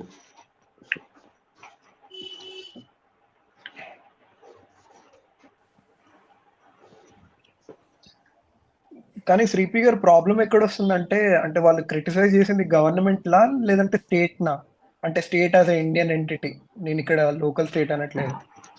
ఆ డెఫినేషన్ క్లియర్ గా లేదు. అంటే ఇది బ్రిటిష్ వాడు ఇచ్చి పెట్టింది, ఇంకా మన ఫాలో అవుతానే ఉన్నాం. రాజద్రోహం అన్న దేశద్రోహం అంటే బ్రిటిష్ వాళ్ళు పెట్టింది అనమాట, అది ఇంకా ఫాలో అవుతున్నాం దానివల్ల అనమాట. సార్ అది ఇప్పుడు లేదు, అది ఏంటంటారు రాజద్రోహం అనేది ఇదే లేదు, ఆ లా లేదు, క్యాన్సిల్ చేసినట్టు ఉన్నారు కదా సుప్రీం కోర్టు. లేదు ఉందండి, 1836 అనుకుంటా. ఒకసారి చెక్ చేయండి న్యూస్ లో, నేనైతే విన్నాను. అబేయన్స్ లో పెట్టారు. సెడిషన్ లా ఏంటంటే ఇప్పుడు వరకు రిఫార్మ్స్ తీసుకొచ్చే వరకు దాన్ని అబేయన్స్ లో పెట్టారు, అంటే అప్లై చేయరు. It's there on the books but don't apply it అని డైరెక్షన్ సుప్రీం కోర్ట్. అంటే అది యూజువల్ ఎవరి మీద పడితే వాళ్ళ మీద యూజ్ చేసేస్తున్నారు అని యూజ్లెస్ గా అని చెప్పి అది ఆ మూవ్ తీసుకున్నారు వాళ్ళు కోర్టు. కానీ చంద్రబాబు అక్కడ కూడా ప్రాబ్లం ఏంటంటే స్టేట్ ని గవర్నమెంట్ ని డిఫైన్ చేయడంలో ప్రాబ్లం ఎక్కువ అవుతుంది. అంటే ఇప్పుడు నేను అటాక్ చేయొచ్చు గవర్నమెంట్ ని, గవర్నమెంట్ పాలసీస్ ఏం లేకుండా సరిగ్గా లేకుండా నేను క్రిటిసైజ్ చేయొచ్చు, కానీ దాన్ని యాంటీ ఇండియా లేదంటే అంటే నేను స్టేట్ కి అగేన్స్ట్ గా అవుతున్నా అని దాన్ని మిస్యూజ్ చేస్తున్నారు సెడిషన్ లో కూడా. అది చాలా తప్పు అసలు. అవును, అదే అదే అదే అవును. సో అక్కడ క్లారిఫికేషన్ డిమార్కేషన్ ఏంటంటే is the government the party or the party the government అనేది మనం అసలు ఇండియాలో ఎప్పుడూ డిఫైన్ చేయలేకపోయాం దాన్ని practically. So if you criticise the policy it is criticism of the government అయిపోతుంది. So in that sense I think we need to kind of as a society slightly mature.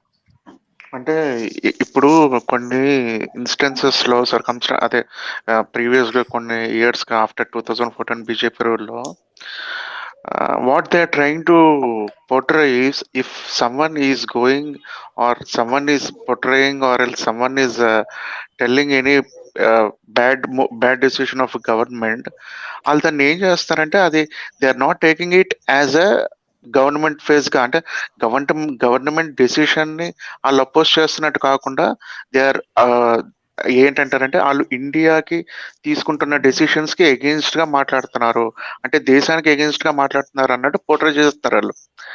Instead వాళ్ళు ఏంటంటే government decision మీదే oppose చేస్తారు, కానీ వీళ్ళు దేశానికి సంబంధించిన decisions మీద అపోజ్ చేస్తున్నట్టు పోర్ట్రే చేస్తున్నారు వాళ్ళు. అది తప్పే, ఇది తప్పే, ఎవరికి నచ్చినట్టు ఆడు ఉపయోగించుకుంటున్నాడు దాన్ని అంతా. ఢిల్లీ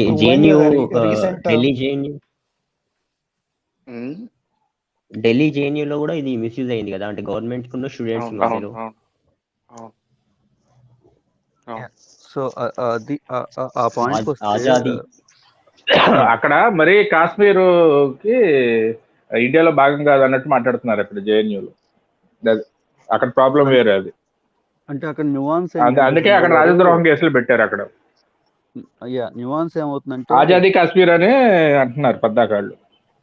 సెడిషన్ కింద వస్తుంది కదా, ఎందుకంటే integral identity of India question చేస్తున్నారు కాబట్టి సావరెంటీ, ఇండియన్ సావరెంటీనే నష్టం కలిగేవి అనమాట. అవి దేశద్రోహమే అవుతాయి. అవి స్టూడెంట్స్ అయినా దేశద్రోహమే.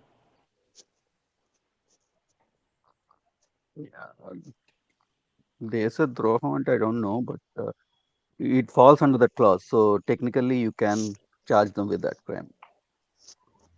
ఇప్పుడు కాశ్మీర్లో ఉన్న వాళ్ళకి సెల్ఫ్ డిటర్మినేషన్ రైట్ ఉండాలంటాం దేశద్రోహం అవుతుందా అంటే I don't know technically, but you can take again class ఉంది కాబట్టి సెడిషన్ అనేది ఐడియా ప్రాపగేట్ చేస్తున్నావు కాబట్టి నువ్వు which will effect the integrity of India అనేది యూ యూ కోడ్. అందుకనే అన్ని రోజులు కోర్టు కూడా వాళ్ళని ఉంచింది జైల్లో, even when they went for it.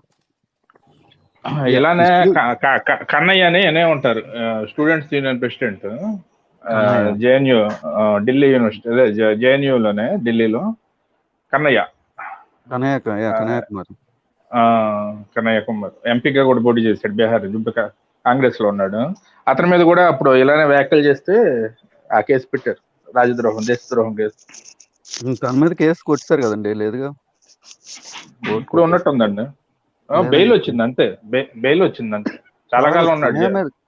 Kanha మీద కేసు లేదు, అది అతను ఇంకో అతని మీద, ఉమర్ ఖాలిద్ మీద ఉంది కేసు. సో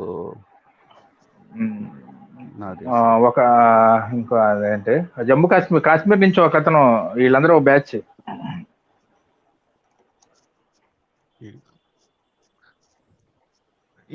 ఈ పేర్లు ఏవో గుర్తులేవు కానీ ఇప్పుడు రీసెంట్ గా ఒక ఇన్సిడెంట్ జరిగింది కదండి, ఐ మీన్ గుజరాత్ లో ఎవరినో చంపేశారు కదా, ఈ స్పీచ్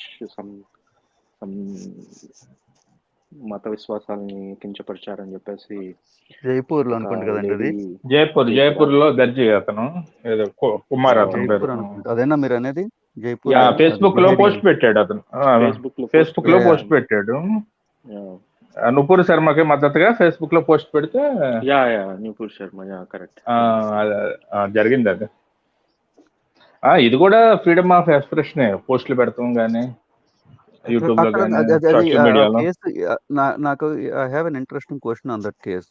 ఆ అమ్మాయి అన్నపోవటం దాని మీద కాదు, does it come under freedom of expression restricted class కింద వస్తుందా? Because what she said might not be wrong, but what she said, if it causes bilateral relations to get disturbed, right, వేరే దేశాలు వాళ్ళ bilateral relation disturb అవుతుంటే, does that restriction apply on her then because of that particular clause?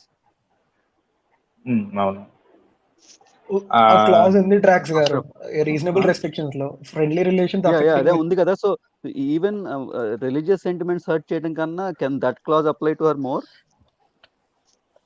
కానీ డ్రాక్స్ గారు ఇక్కడ problem ఏంటంటే, ఈ law enforcement agencies వీళ్ళు కేసెస్ పెడతారు ఓకే, కానీ ఇవి అడ్జుడికేట్ చేసేది అన్ని కోర్టులో. అయితే వాళ్ళు టెస్ట్ ఆఫ్ ప్రొపోర్షనాలిటీ తీసుకొస్తారు, అదే ప్రొపోర్షనేట్ గా ఉందా లేదా వాళ్ళు పెట్టిన కేసు, దాని తర్వాత దాని లెజిటిమసీ చూస్తారు. అంటే అక్కడ లెజిటిమేట్ స్టేట్ గోల్ ఏమైనా సర్వ్ అవుతుందా లేదా. ఒక test of proportionality, how is it proved? అదే అక్కడ ఏంటంటే లెజిటిమేట్ స్టేట్ గోల్ ఏమైనా ఉందా. ఇంకొకటి ఏంటంటే అక్కడ కాన్ఫ్లిక్ట్ వచ్చేది individual right versus societal interest. అక్కడ ప్రామినెంట్ సొసైటల్ ఇంట్రెస్ట్ మనం ఇస్తాం, ఇండివిజువల్ ఫ్రీడమ్కి ఇవ్వం. మనకు వచ్చే ఈ కాన్ఫ్లిక్ట్స్ అన్ని ఇట్లనే వస్తాయి. అలాంటప్పుడు లార్జర్ కామన్ గుడ్ ఎక్కడ అయితే అవుతుందో దానికి ప్రామినెన్స్ ఎక్కువ ఇస్తాం మనం. అయితే అక్కడ ప్రాబ్లమ్ ఆ గల్ఫ్ కంట్రీస్ ఒత్తిడి బాగా గవర్నమెంట్ మీద జరిగింది, దానివల్ల కాంట్రవర్సీ ఎక్కువైంది. బట్ ఆమెని డిజోన్ చేసుకున్నారు పార్టీ నుంచి, but what kind of action what kind of action అంటే వాళ్ళు లీగల్ గా ఉంటే, లీగల్ గా కేసు ఉంటే అని అవుతుంది, అంతేగాని what else can anybody do? There is no. So అదే లీగాలిటీ కింద వస్తే తప్పితే freedom of speech there is no action అనే కదా అక్కడ. ఇప్పుడు Ashraf, I have this question. ఇందాక నువ్వు ఇప్పుడు the societal well being and societal good trumps individual rights అని స్టాండ్ తీసుకుంటే, is that the stand the Indian constitution takes? అంటే ఈ అసలు రైట్స్ ఎక్కడి నుంచి ఆరిజినేట్ అని చూస్తే డ్రాక్స్ గారు, అవి కూడా సొసైటీ కూడా ప్లేస్ రోల్ అని దాంట్లో. మీరు ఇందాక చెప్పారు ఏంటంటే ఈ లీగల్ ఆస్పెక్ట్స్ ఇవే కాదు, మీరు చెప్పినట్టు మోరల్ సాషన్ కూడా ఉండాలి. జనాల్లో కూడా అవేర్నెస్ రావాలి, అసలు ఏది మాట్లాడాలి ఏది మాట్లాడకూడదు, అసలు ఎవరి రైట్స్ ఎఫెక్ట్ అవుతున్నాయి. అంటే ఇది లీగల్ ఆప్షన్స్ ఒక్కటే కాదు, మోరల్ సాషన్ కూడా ఉండాలి ప్రతి ఒక్క దానికి. అవును, అదే మనం if you're confining our self legal కే కన్ఫైన్ చేసుకుంటుంటే మనం, does constitution take the stance, నాకు ఐడియా లేదు కాబట్టి అడుగుతున్నా, does it take the stance that societal good trumps individual fundamental rights? No, right? Individual fundamental rights are paramount in my sense. Wouldn't that be the... లేర్ ట్రాక్స్ గారు, అంటే ఇలాంటి conflicts ఎక్కడైనా వచ్చినప్పుడు ఇండివిజువల్ వర్సెస్ గ్రూప్ ఏదైనా వస్తే ప్రామినెంట్ మనం గ్రూప్ కి ఇస్తాం, వాళ్ళ కామన్ కూడా చూస్తాం మనం. అది isn't that a slippery slope then? ఇప్పుడు ఎలా అవుతుందంటే, మొన్న మూవీ చూసా, దాంట్లో గాంధీ కోట్ ఒకటి ఉంటుంది, జనగణమన అనుకుంటా. In matters of conscience the rule of majority has no place, right? ఇప్పుడు అందరూ ఒక ఆలోచన కరెక్ట్ అనుకుని చెప్పి వెళ్తున్నప్పుడు, ఒకడు ఆపోజిట్ గా నుంచుని అది కరెక్ట్ కాదు అని ఎక్స్ప్రెస్ చేస్తే, when you say the rule of majority, even if they are taking an immoral stand, does the rule of majority still have right because it's in the majority? Drax garu, మనం ఇక్కడ చాలా philosophical గా వెళ్తున్నామా? అయితే basic గా మనం చూడాల్సింది ఏంటంటే, అసలు మనం if you think of it, right, the whole idea of freedom of speech is a philosophical derivative, right? If you didn't have Socrates laying the foundations of philosophy, there would be no right. దాని ముందు Kings ఉన్నప్పుడు nobody had freedom of speech. It was a logical conclusion from the freedom of questioning, right? How you question people, how you question authority నుంచి వచ్చింది. So the origins of freedom of speech lies in philosophical thought. అవును డ్రాక్స్ You, గారు. you, you wouldn't have correct అండి. you wouldn't have you wouldn't have freedom of speech if nobody wanted to question anything, right? అన్ని ఒప్పుకుంటే మనకి freedom of speech ఎందుకు? అందరూ చెప్తారు కదా మన రూల్స్ ఆల్రెడీ. కానీ ఇంత ప్రోగ్రెసివ్ రియలైజేషన్ అవుతుంది, కానీ టైం పడుతుంది డ్రాక్స్ గారు. I want you to share your thoughts. I don't want you to restrict yourself. ఇది ఫిలాసాఫికల్ అవుతుందని చెప్పి ఆపుకోమాకని చెప్పాను అది. But go head and make your point.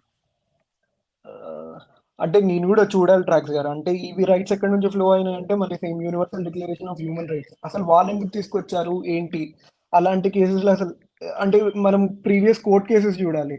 ఆ కోర్ట్ కేసెస్ లో అసలు ఏం మెన్షన్ చేశారు చూస్తే మనకు తెలుస్తుంది.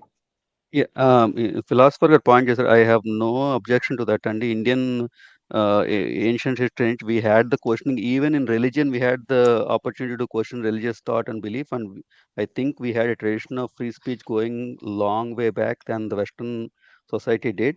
But Western models of democracy follow Nangot. I was quoting Socrates in that way. That's not to take away anything from Indian philosophical tradition or what we did before that. Just answer that. ఇండియాలో అయితే అంత ముందు మనోధర్మ శాస్త్రం ప్రకారం నడిచేవాడు. మనోధర్మ శాస్త్రం కూడా కాదండి అది. I don't think it was. we had a healthy అంటే in the context of the times, right? In the context of times, people were always questioning authority. And even if you go to mythology, right? ఇప్పుడు మొన్న cinema simple mythological fact తీసుకుందాం. రాముడు రాజ్యం పాలిస్తున్నప్పుడు, wasn't it a simple question by a drunk person who questioned Sita's chastity that led to the second half of Ramayana? So if you go to mythology, even in mythological terms, మన ancient history కాబట్టి mythology తీసుకున్నా కానీ, this was all Indian kind of philosophy, right? Where people had the right to question, and even people in power were answerable to them in some sense of the way. So we had a tradition of this questioning. Even ఇప్పుడు 8th centuryలో Shankaracharya వెళ్ళి వేదాంత అంతా spread చేసినప్పుడు కూడా అద్వైత అదంతా, the questioning was always there. మనకి మనుశాస్త్రం ప్రకారం వెళ్ళిందంటే మనుశాస్త్రంలో చాలా రూల్స్ ఉంటాయండి. వాటిలన్నిటినీ ఐ డోంట్ థింక్ దేవర్ ఏమంటారు దాన్ని stringently applied. They were applied in some areas definitely. ఇప్పుడు కొన్ని రూల్స్, సొసైటల్ రూల్స్ వాటిలో అప్లై చేశారు. But when among the people who had freedoms, right? Let me make that caveat. Among the people who had the freedoms, that's a very distinctive point we have to make in Indian society, because there is only certain sections of the society that could enjoy those freedoms. Vallallo, there was a healthy debate and conversation going on, but a large part of the Indian society was not given those freedoms. Adi kuda manam I think we need to realize and accept that. ఇప్పుడు ఎలాగంటే మనది ప్రాచీనం అయింది కాబట్టి, ఆ కాలంలో కొన్ని వేల సంవత్సరాల క్రితం ఉంది కాబట్టి అప్పుడు మనోధర్మ శాస్త్రం నడిచింది. అలానే ఇజ్రాయెల్ ఆ ఏరియాలో అయితే ఇది మోషే ధర్మశాస్త్రం, ఈజిప్ట్ లో ఇంకోళ్ళది అలా నడిచినాయి అప్పట్లో. ఇస్లాంలోనేమో దాన్ని ఉంటారు షరియా చట్టాలు, ఇవన్నీ నడిచినాయి. యాక్చువల్గా ఈరోజు వీడియో దానికి ముందు ప్రీ ఇంట్రో కింద ఈ టాపిక్ రిలవెంట్ గా ఉంటుందని సాయిదీపక్ వీడియో పెడదాం అనుకున్నా, కానీ అది సగం మందికి అర్థమవుతుంది, సగం మందికి అర్థం అవుతాడు వొకాబులరీ అని చెప్పి ఎందుకు వేస్ట్. అని చెప్పి ఆపేసాను. సాయి దీపక్ తెలుసా చాలా మందికి ఎవరికైనా? తెలుసా? తెలుసు కానీ ఏంటి ఏంటది? I don't completely subscribe to his ideas. I agree with some of them. Again, like most things in life, right? We agree with some of them and some of them we don't. Chandu అర్థం కాలే, చెప్పు మళ్ళా. ఈ topic relevant గా ఉంటదని చెప్పి Sai Deepak video పెడదామని చెప్పి అనుకున్నాను ముందు. అంటే మొన్న వాయిసెస్ వినిపించాను కదా, అలాగే వీడియో ఏదో పెడదాము అంటే దీనికి సంబంధించి డిస్క్రైబ్ చేసింది అనమాట, ఈ టాపిక్ సంబంధించింది. కాకపోతే ఏం చెప్పేది నీకు ఏంటంటే బాగా వొకాబులరీ కరెక్ట్ గా ఇది ఉన్నోళ్ళు ఫాస్ట్ గా చెప్తారనమాట వొకాబులరీతో. అది పట్టుకోలేరు చాలా మంది. ఇప్పుడు మన బ్యాచ్ లో సగం మంది పట్టుకోలేరు. అందుకనే ఇంకెందుకు పర్పస్ సర్వ్ అవుదని పెట్టలేదు అది. మీరు ఇంటర్నెట్ లో ఉంటది, యూట్యూబ్ లో ఉంటే చెక్ చేయండి. అది జే సాయి దీపక్ అని. సుప్రీం మీకు కోర్ట్ అడ్వకేట్ శ్రీపి గారు అతను. ఆహాహా. అయితే అతను మాట్లాడుతుంటాడు ఈ కేసెస్ పైన ఇలాంటి. యూట్యూబ్ లో వస్తాయి వీడియోలు? అవును. తెలియదు నాకు. ఆయన బాగా మాట్లాడతాడు కొన్ని వాటి మీద. అతని వ్యూస్ బాగుంటాయి, బాగా ఆర్టికులేట్ చేస్తాడు ఆయన.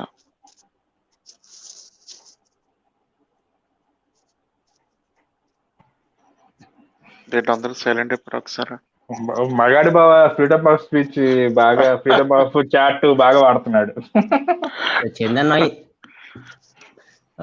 ఓవర్ పాపులేషన్ గురించి కూడా ప్రోస్ అండ్ కాన్స్ మీద ఒకసారి మీరు డిబేట్. అవునవును, ఇండియా ఫస్ట్ పొజిషన్ వెళ్ళింది కదా. అవునవును, అది పెడదాం. అది నెక్స్ట్ వీక్ మండే కూడా పెడదాం. వేసారు విత్తనాలు మామూలుగా వేయలేదు. 85 నుంచి 2005 వరకు ఉద్యమంలా కన్నారు.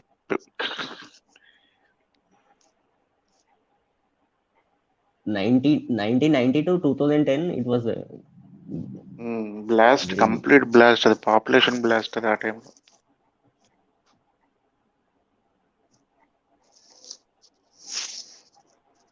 నేను దాన్ని మ్యూట్ లో పెట్టుకుని మాట్లాడుతున్నాను.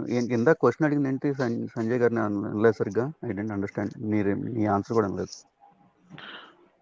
ఓవర్ పాపులేషన్ ఇండియాది బ్రేక్ చేసింది కదా, ఫస్ట్ పొజిషన్కి వెళ్ళింది కదా, దాని గురించి టాపిక్ పెడదాం. ప్రోస్ అండ్ కాన్స్ అంటే ఈజ్ దేర్ ఎనీ సైంటిఫికల్? అది ఇంకో రోజు చేద్దాంలేండి, ఎందుకంటే completely separate topic out. It's interesting. Chandu గారు నోట్ చేసుకుంటారు ఖచ్చితంగా ఇలాంటివి. పెడదాం, మండే పెడదాం. రేపు బాబు వింటున్న వాళ్ళు, కామెంట్స్ లో ఉంటున్న వాళ్ళు అందరికీ ఇప్పుడే చెప్తున్నా, రేపు ఆంధ్ర 3 క్యాపిటల్స్ గురించి టాపిక్ అందరికి యాక్సెస్ ఉంటది, లింక్, అందరూ వచ్చి మాట్లాడచ్చు. అసలు ఏపీకి 3 రాజధానులు అవసరమా లేదా, అదే టాపిక్ రేపు.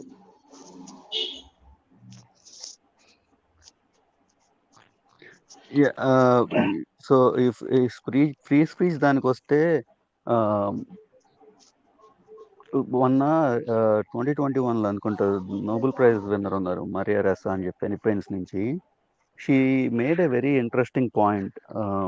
లాట్ ఆఫ్ దీస్ సొసైటీస్లో ఇంక్లూడింగ్ మన దాంట్లో కూడా సమ్ టైమ్స్ వి యూజ్ ఇందాక రాజు చేసిన point, we use free speech to suppress free speech. ఇప్పుడు ఎలా అంటే రాజు వచ్చి శ్రీపి గారు పాయింట్ చెప్పడం మొదలుపెట్టిన వెంటనే కంప్లీట్గా వేరేది ఇంకో పాయింట్ మాట్లాడేసి దాన్ని కవర్ చేశారు. వేరే ఇన్స్టెన్సెస్లో కూడా ఇప్పుడు ఎవరన్నా ఒక పాయింట్ చెప్తే ఫ్రీ స్పీచ్ డాక్టర్ని వాడి వాళ్ళని లేబుల్ చేసి అర్బన్ నక్సల్స్ అనో, లేకపోతే వీళ్ళు ఏమంటారు దాన్ని, వేరే లేబుల్స్ ఏవో పెట్టేసి మనం how far going, anti nationals అని చెప్పి ఈ లేబుల్స్ వేసేసి how far are we going in using our free speech to actually suppress legitimate free speech. Example philosopher చెప్పినట్టు ట్రోలింగ్ అని చెప్పి, ఈ దానికి ఎంత రోల్ ఉంది మన ఫ్రీ స్పీచ్ డిస్కోర్స్లో, దాన్ని సప్రెస్ చేయడానికి ఎంత రోల్ ఉంది మన ఫ్రీ స్పీచ్ డిస్కోర్స్లో. అది అసలు ఐ థింక్ ఆ పాయింట్ల మీద మాట్లాడటానికి యాజ్ అ సొసైటీ కూడా ఇండియన్ సొసైటీ మెచ్యూర్ అవ్వలేదని నా ఉద్దేశం. What you guys think? Are we ready to have the discussion where we can look at a criticism and say, fine, I don't agree with the way you are criticizing what I'm saying, but I will always support the right for you to criticize me, because that underlines the context of people raising their objection.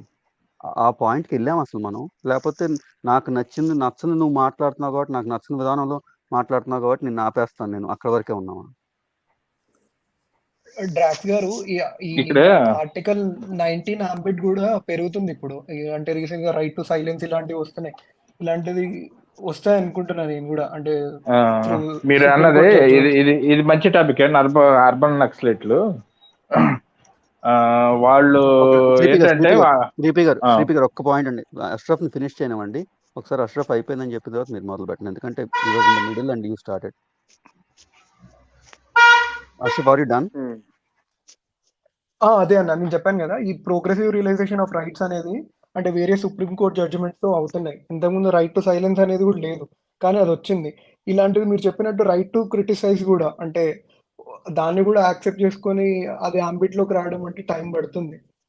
కానీ ఈ social media వచ్చిన తర్వాత mostly ఇవి కూడా వస్తాయి అనుకుంటా, cases ఇవన్నీ. ఇప్పుడు ఎట్లా అంటే సుప్రీం కోర్టులో ఎవరైనా ఈ టాపిక్ ని తీసుకెళ్లి అక్కడ ఫైట్ చేస్తే అప్పుడు కోర్టు అడ్జుడికేట్ చేసి ఇవన్నీ రీజన్స్ ఇస్తుంది. అప్పుడు దాని బేసిస్ పైన లీగల్ ఎన్ఫోర్స్మెంట్ ఏజెన్సీస్ యాక్ట్ చేస్తాయి. ఇది రైట్ టు క్రిటిసైజ్ అనేది ఓన్లీ పబ్లిక్ ఫోరం లో ఉన్న పీపుల్ కి మాత్రమే అప్లికబుల్ అవుతుందా, లేదా ప్రైవేట్ పీపుల్ కూడా క్రిటిసైజ్ చేయొచ్చు? ఐ మీన్ ఇది both against state and individuals అంతా. ఓకే, అదే నా ట్రాక్స్ గారు మీరు మాట్లాడిన దాని గురించేనా, లేదంటే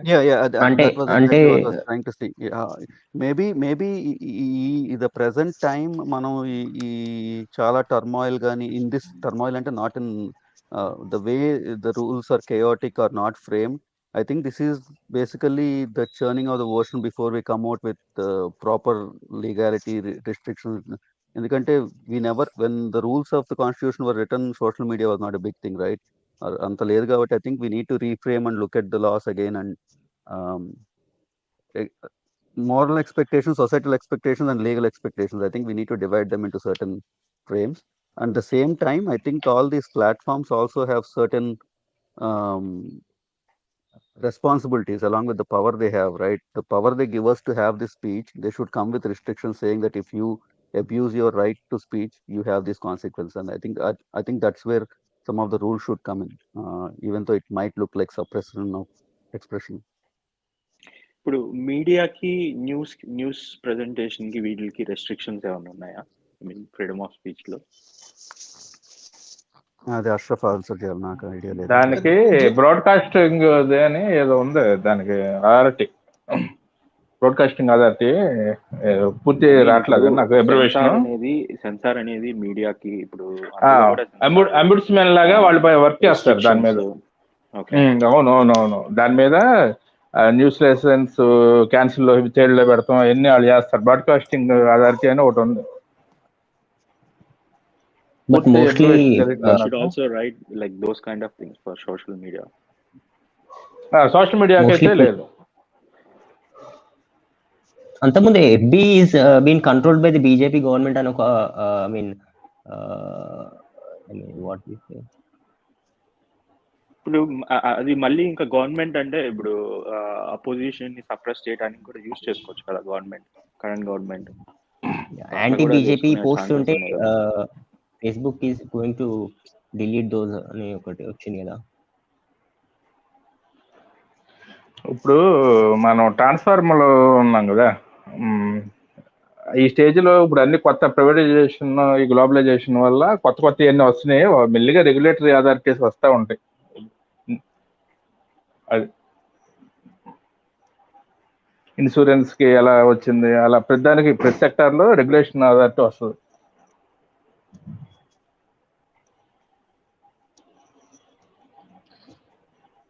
నేను ఇంకొక పాయింట్ యాడ్ చేస్తాను ఇక్కడ. ఏంటంటే since we're talking about freedom of speech and everything, ఈ సోషల్ మీడియాలో మనకి ఆ రెస్ట్రిక్షన్స్, మనకు ఒక ఫిల్టర్, అంటే ఎవరు మాట్లాడుతున్నారు అంటే if I keep a tag or an ID the other people or else ఇప్పుడు నేను ఒక ఐడి పెట్టుకొని వచ్చాను అనుకోండి, నేను మేలో తెలీదు, ఫీమేలో తెలీదు, నా ఏజ్ తెలీదు, నా ప్రొఫెషన్ తెలీదు, నాకు సంబంధించింది ఏదీ తెలియదు. నేను మగో తెలియదు, చిన్నోడినో తెలియదు, చిన్నపిల్లడినో తెలియదు, పెద్ద పిల్లడినో తెలియదు, ఏమీ తెలియదు. I can talk whatever I want. అది నార్మల్గా without disturbing others, without disturbing the nation or society, okay, well and good.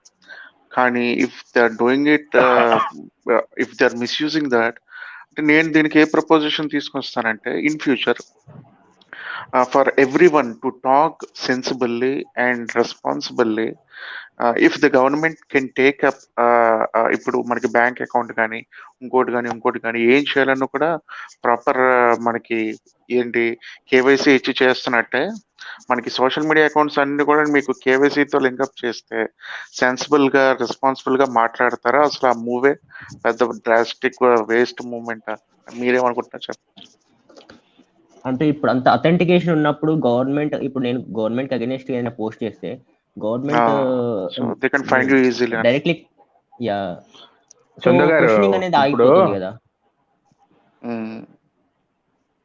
Chandu గారు చెప్పండి. ఇప్పుడు మనకి డెమోక్రసీలో ఆయుధమైన ఓటు హక్కుకే ఇంకా ఆధార్ లింక్ అప్ అవ్వాల. ఇక ఈ ఫేస్బుక్ అకౌంట్ల కంటే చాలా కష్టం అది. వరల్డ్ లార్జెస్ట్ డెమోక్రసీ ఉన్న మన ఇండియానే కదా, దానికి ఆయుధమైన ఓటు హక్కుకే ఇంకా దొంగ ఓట్లు అని అయ్యని ఇయని. ఇప్పుడు మీరు దీని దాకా వెళ్ళిపోయారు, ఫేస్బుక్ అకౌంట్లు, YouTube account, any social media. అంటే ఏంటంటే సో దట్ ఆ మూవ్ తీసుకోవడం వల్ల ఏంటంటే అట్లీస్ట్ పీపుల్ ఏంటంటే సెన్సిబుల్ గా రెస్పాన్సిబుల్ గా మాట్లాడడానికి స్కోప్ ఉంటుంది.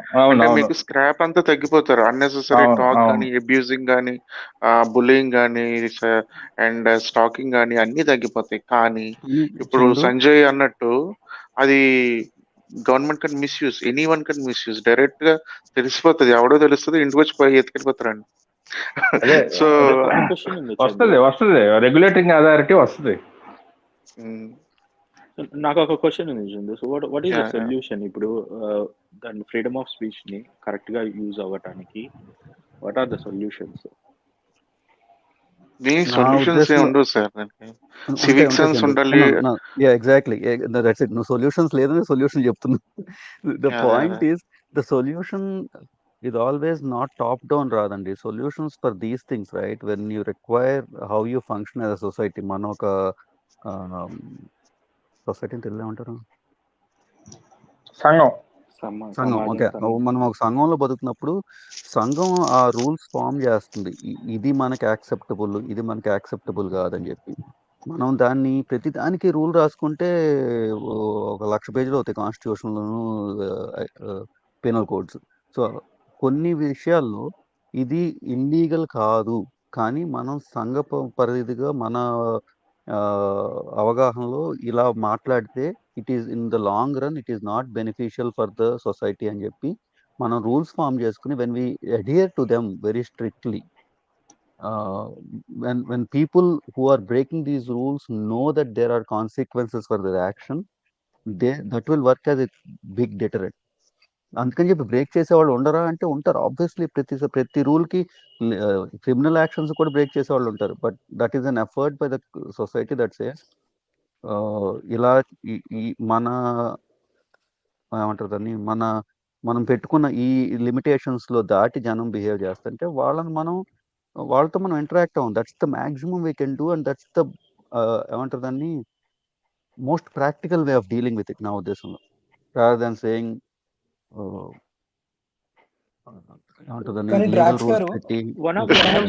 ఇప్పుడు కిడ్స్, ఇప్పుడు స్కూలింగ్ సిస్టమ్ లో నుంచి కిడ్స్ కి టీచ్ చేసి వేరే సిచ్యువేషన్స్ లో what is freedom of speech, ఎక్కడ అబ్యూజ్ అవుతుంది, ఎక్కడ క్రిటిసైజ్ చేస్తున్నావు, ఇట్లాంటి కొన్ని ఎగ్జాంపుల్స్ వాళ్ళకి టీచ్ చేస్తుంటే చిన్నప్పటి నుంచే వాళ్ళకి కొంత అవగాహన వచ్చి నాకు ఫ్యూచర్ లో దాన్ని రైట్ గా యూజ్ చేసే అవకాశం ఉందంటారా? Obviously, and I think yeah, you made a very pertinent point. We need if we are thinking about the future society and how they future conduct అండి. ఇప్పుడు మనం themselves, కరెంట్ మార్చలేము. అంటే ఆల్రెడీ మారిపోయింది నేను చేస్తారు. ఇంట్లో మనం ఇక్కడ రెండు ఐ థింక్ ఈ ప్యానల్ లోనే 2 జనరేషన్స్ మాట్లాడుతున్నాం, అష్రఫ్ నుంచి మన వరకు. So keeping in context them and there. So I think చిన్నప్పటి నుంచి వచ్చేవాళ్ళు నెక్స్ట్ జనరేషన్ కి మీరు మార్చగలగాలంటే obviously informing them and providing examples and saying what the consequences are. మనకు ప్రాబ్లం ఏమైపోతుందంటే, ఇందాక I think someone made the point, నిన్న అయిందంటూ కూడా అయిందనుకుంటా, అబ్యూజెస్ ఇన్ పాలిటిక్స్ అనేది. ఇలా వాడితేనే, ఇలా మాట్లాడితేనే హీరోల్లా ప్రొజెక్ట్ అవుతున్నారు కాబట్టి it becomes very difficult to tell young impressionable minds that this is not the way to go about it when all they see is people getting rewarded for that behavior, right? Politics ఏ కాదు. ఇంకొకటి కూడా observe చేశానండి. ఇప్పుడు young people ఇప్పుడు వాళ్ళ kids కనుక parents ని question చేసి when they are doing wrong things, so వాళ్ళ ముందు మనం తప్పు చేస్తున్నా మన కాన్షియస్ లో కూడా ఉంటారు కదా parents, if they are doing something wrong. Just నా opinion, but yeah, thinking in that aspect.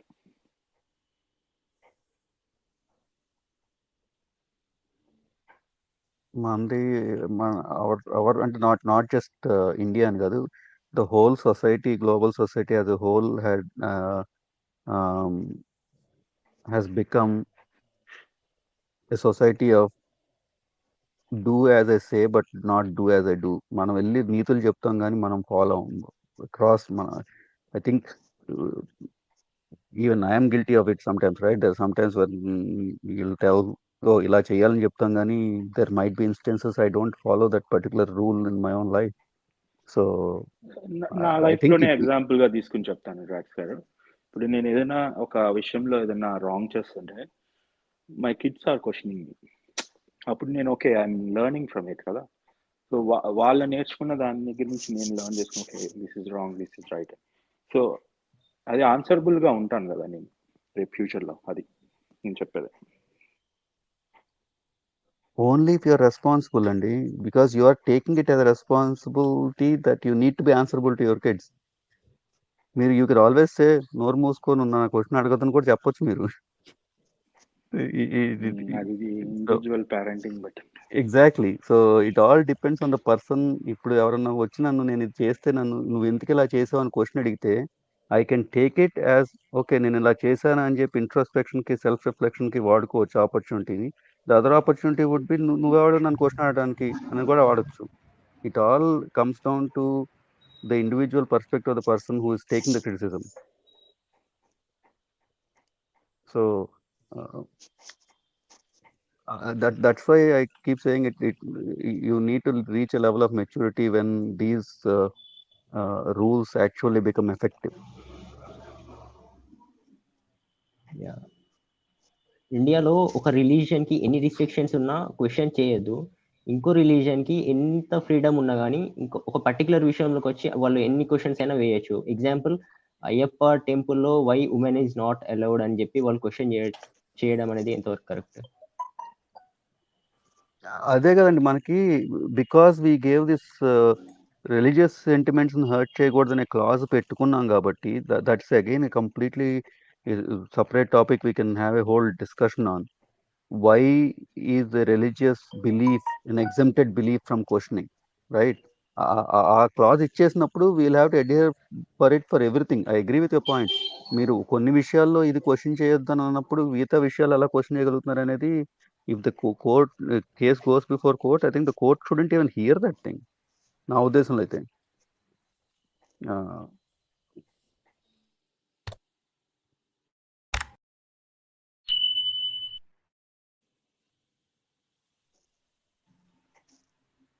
Hello.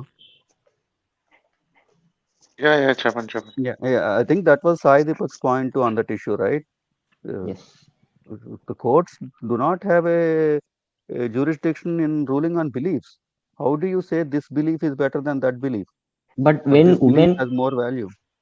But when women comes and raises a question, why we are not allowed to the అంటే freedom అదే నాకు అది దాంట్లో again I think it's a very specific case. Women come and claim the right to go to certain place. There are lots of places in the world where certain people are not allowed. You can it is the temple itself is a privately run under a board. The board can have rules of entry and admission and non-admission. So if they have certain rules based on certain beliefs, if you are telling them their belief is wrong, మిగతా వాటికి వెళ్ళి వేరే వాటిలో మీ belief wrong right అని చెప్పడానికి కదా. ఆ clause ఇచ్చినప్పుడు you need to B universal with the clause. You can't go with కొన్ని ఈ విషయాల్లోనే ఈ క్లాజ్ అప్లై చేస్తాం, ఈ కానీ విషయాల్లో డ్రాక్స్ అప్లై గారు చేయాలంటే అక్కడ కాన్ఫ్లిక్ట్ ఎక్కడ వస్తుందంటే రెండు ఫండమెంటల్ రైట్స్, ఆర్టికల్ 21 వర్సెస్ మళ్ళీ 25. అంటే మీరు రైట్ దేనికి ప్రామినెన్స్ ఎక్కువ ఇస్తారని, అంటే లైఫ్ అదేగా చెప్పింది. సో ఆ కాంట్రడిక్షన్ ఉన్నప్పుడు I don't know the court should just direct the legislature to clarify the constitution are amend it. The court cannot అదే చెప్పింది ఇందాక మీరు ప్రొపోర్షనాలిటీ అన్నప్పుడు నాకు అదే డౌట్ వచ్చింది. How will the court decide proportionality when it is not expressly state in the law? డ్రాక్స్ గారు అంటే నేను ఇంకొకటి చెప్తాను. ఇక్కడ కోర్ట్ చూసేది ప్రొసీజర్ ఎస్టాబ్లిష్డ్ బై లా కాదు, డ్యూ ప్రాసెస్ కూడా. అంటే ఆ లా ఫ్రేమ్ చేసేటప్పుడు డ్యూ ప్రాసెస్ ఏం ఫాలో అయ్యారు అనేది కూడా చూస్తారు డ్రాక్స్ గారు. One minute I'm taking a break. 1 minute. కొత్తగా వీడియో చూస్తున్న వాళ్ళు ఎవరైనా ఉంటే కొత్తగా ఈరోజు ఛానల్కి వచ్చి ఉంటే సబ్స్క్రైబ్ చేసుకోండి, లైక్ చేయండి. అండ్ సబ్స్క్రైబ్ చేసుకున్న తర్వాత లైక్ చేయండి. అండ్ రేపు టాపిక్ అయితే ఆంధ్రప్రదేశ్ 3 క్యాపిటల్స్ గురించి రేపు టాపిక్ ఉంటుంది. So please do consider. Weekend కూడా కాబట్టి we can have a good discussion. Interest ఉన్న వాళ్ళు ఖచ్చితంగా వచ్చి జాయిన్ అవ్వండి మాట్లాడడానికి. Thank you. Yeah, you can continue. Yeah, Ashraf, go ahead. అదే డ్రాక్స్ నేను చెప్తున్నాను కదా, అంటే ఈ ప్రొసీజర్ ఏదైతే ఎస్టాబ్లిష్ చేశారో అదే కాదు, డ్యూ ప్రాసెస్ కూడా కన్సిడరేషన్లోకి తీసుకుంటుంది కోర్టు ఇలాంటి కేసెస్ అడ్జుడికేట్ చేసేటప్పుడు. అవి ఏంటంటే నార్మల్ బెంచెస్ కాదు, కాన్స్టిట్యూషనల్ బెంచెస్ వచ్చి కూర్చుంటాయి. అవును, డ్యూ ప్రాసెస్ అంటే ఏంటి? Constitutional committee hearings, what was the discussion that was going on when this rule was formed? Do they go through that really when they are making a judgment? అవును, చేస్తారు డ్రాక్స్ గారు ఇదంతా. చెయ్యాలా, చేస్తున్నారా?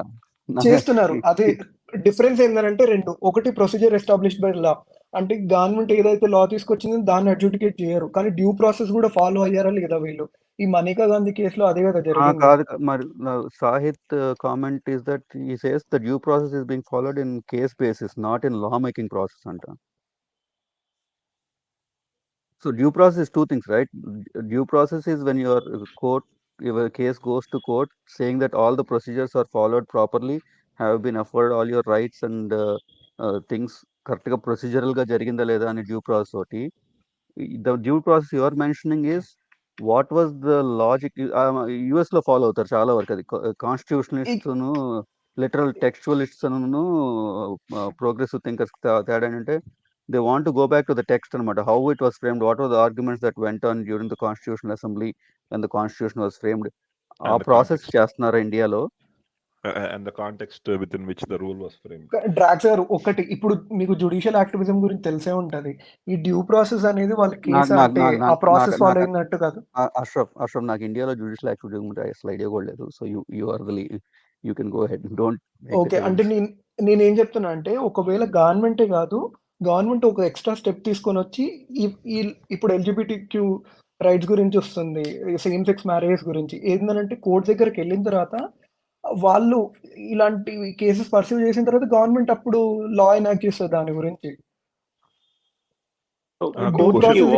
చేసే ఇది లేదా? ఐ మీన్ అష్రఫ్ ఒకసారి రీస్టార్ట్ చేయవా Ashraf? I didn't get it. I just got zoned out. అక్కడ డ్యూ ప్రాసెస్ మనం మాట్లాడుకున్నది కేసు గురించి అనుకున్నాం కదా, కేసు గురించి కాదు, లా కూడా డ్యూ ప్రాసెస్ ఫాలో అయ్యారా లేదా ఫ్రేమ్ చేసేటప్పుడు అది కూడా చూస్తారు. So is the law constitutional or not అని చెప్పి. So was the case dealt in fundamental rights court or in the constitutional court? If you are questioning the legality of the law itself, అది constitutional bench కి వెళ్తుంది కదా నాకు తెలిసి. అవునవును డ్రాక్స్ గారు. సో ఈ అయ్యప్పది అయినప్పుడు did it go to the constitutional bench? I thought it went to the normal. లేదు డ్రాక్స్ గారు, ఈ కేసెస్ అన్ని ఇంకా డిసైడ్ చేయలేదు ఇంకా. దాంట్లో ఇది ఒక్కటే కాన్స్టిట్యూషనల్ కాదు. బెంచ్ కాదు. బేసిక్‌గా ఒకటి ఏంటంటే లైక్ రూల్ ఫార్మ్ అయినప్పుడు రూల్ యొక్క రూల్ యాక్చువల్‌గా అది డెమోక్రటిక్ లాస్ మనకున్న ఉన్న బేసిక్ ఫండమెంటల్స్ కి అలైన్ అయి ఉందా లేదా అది కూడా చెక్ చేస్తారు కదా. That I think you can దాన్ని ఏమంటారు లిటిగేట్ కదా ఇఫ్ యూ వాంట్. బట్ మీరు కోర్టుకి వెళ్ళినప్పుడు దాన్ని లిటిగేట్ చేయలేకపోతే ఎక్స్ప్లిసిట్ గా I'm not sure if the court is going to take the extra step of validating that. And I don't know if I made sense or నేను చెప్పిన. నాకు ఈ పాయింట్ ఆఫ్ ఇష్యూలు నాకు అర్థం అవట్లేదు. అయ్యప్ప ఇష్యూ కింద సాహిత్ పెట్టినప్పుడు ఇది ఉమెన్స్ రైట్ ఇష్యూ అంటే if a property is there, I open up a men's club అండి, okay, and I say all men are allowed. Can I not constitutionally have a right to run a private place that restricts entry to people of my liking? ఆ right లేదా? అష్రఫ్గా తెలియాలి. It's belief system versus fundamental rights కదండి అది. అదే అంటే ఇప్పుడు do you having a fundamental right have the right to access any place you want without restrictions? No, right? No. I thought మీరు ఏమడిగారంటే మీరు క్రియేట్ చేసుకున్న ప్లేస్ కి యాక్సెస్ ని డిఫైన్ చేసే. No, philosopher me question, I'm reframing your question. Suggest me points నేను chat లో చూసి అడుగుతున్నా. That's my whole point. ఇప్పుడు మీకు as a person fundamental right of access ఎలా ఉంటుందో మోస్ట్ పబ్లిక్ ప్లేసెస్ కి, the temple technically is not a public place, right? Even though we consider it that way. ఇప్పుడు వెంకటేశ్వరం temple ఉందండి తిరుపతిలో. Technically మనందరం చూడటానికి హిందూస్ లా ఉంటామని చెప్పి అలా కాబట్టి వెళ్ళనిస్తారు. కానీ if a foreigner comes, he does have to give a declaration that he believes in Lord Venkateswara to go in to the temple, right? అంటే వాళ్ళు కనపడతారు కాబట్టి. If you state your known atheist and your going there, they might still ask you to, even if you look like an Indian. అలాంటప్పుడు ఆ restrictions ఉన్నప్పుడు అయ్యప్ప టెంపుల్లో కూడా how do women technically have వాళ్ళు ఒక సర్టన్ రిస్ట్రిక్షన్ పెట్టుకోవడానికి right ఎందుకు ఉండదు వాళ్ళకి? అది నా క్వశ్చన్.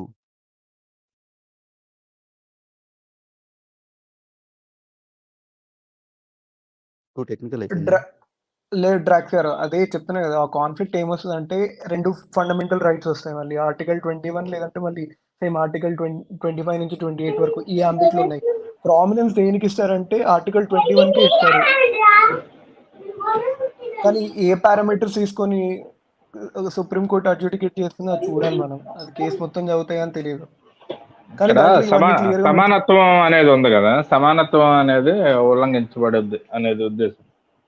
అంటే సమానత్వం అనేది చాలా చాట్ల లేదు కదండి. మనకు ఉన్న చాలా ఇన్ఈక్వాలిటీ అనేది చట్టం చేశారు అప్పుడు. ఇద్దరు సమానమే, మ్యాన్ అండ్ ఫీమేల్. అది సమానం కాదుగా, సమానం కాదంటలేదుగా మనం. కానీ నాకు ఒక ప్రైవేట్ గా ఒక ప్లేస్ పెట్టుకుని నేను do I have the right to restrict entry to people depending on my choice? అది క్వశ్చన్. ఇప్పుడు అది ట్రెడిషనల్ రైట్స్ కింద వస్తుంది కదా డ్రాక్స్ గారు. ఐ మీన్ ఇప్పుడు మీరు ఒక ట్రెడిషన్ ఫాలో అవుతున్నాము అన్న ఉద్దేశంలో చెప్తున్నారు కదా. అది కూడా తీసేయండి, అది కూడా తీసేయండి. అసలు I'm not even saying tradition కాదు. ఇప్పుడు నేను I opened up a place, ఒక హాల్ లా కట్టి, ఈ హాల్లోకి ఈ ఏజ్ గ్రూప్స్ వాళ్ళే అలౌడ్ అని రూల్ నేను పెట్టాను అనుకోండి. Can I not technically have that right to establish something like that on my own private land? చేసుకోవచ్చు డ్రాక్స్ గారు. ఇక్కడ మైనారిటీ ఇన్స్టిట్యూషన్స్ ఉన్నాయి కదా మన ఇండియాలో. సో మరి అలాంటప్పుడు అది ఎప్పుడు పెట్టారు అనేది కూడా ఉంటది కదా. ఇప్పుడు ఆడవాళ్ళ స్వేచ్ఛ అనేది ప్రపంచవ్యాప్తంగా చర్చ అండి. ఇప్పుడు ఆఫ్ఘనిస్తాన్ లో కూడా ఎందుకు అంత అయింది? దానికి ఇది కాదండి, వాళ్ళకి స్వేచ్ఛ లేదు కాబట్టి ప్రతి చాటకి వెళ్ళి మీరు కావాల్సిన చేసే స్వేచ్ఛ అందరికీ ఉంటుంది, ఉండదు కదా అంటున్నాను. ఆడవాళ్ళ స్వేచ్ఛ ఇవ్వకూడదని ఎవరు అంటలా. The point is not that. The point is, does everyone has a right to go everywhere?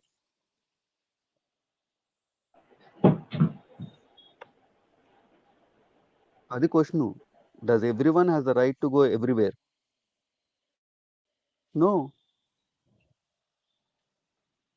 అంతే కదా. దాన్ని ఐ థింక్ ఇలా డివైడ్ చేసి ఆడాళ్ళ రైట్స్ అని చెప్పి ఫైట్ చేయటం, కోర్టు టేకప్ చేయటం కూడా ఇట్స్ కైండ్ ఆఫ్ వియర్డ్ ఆ కేసులో.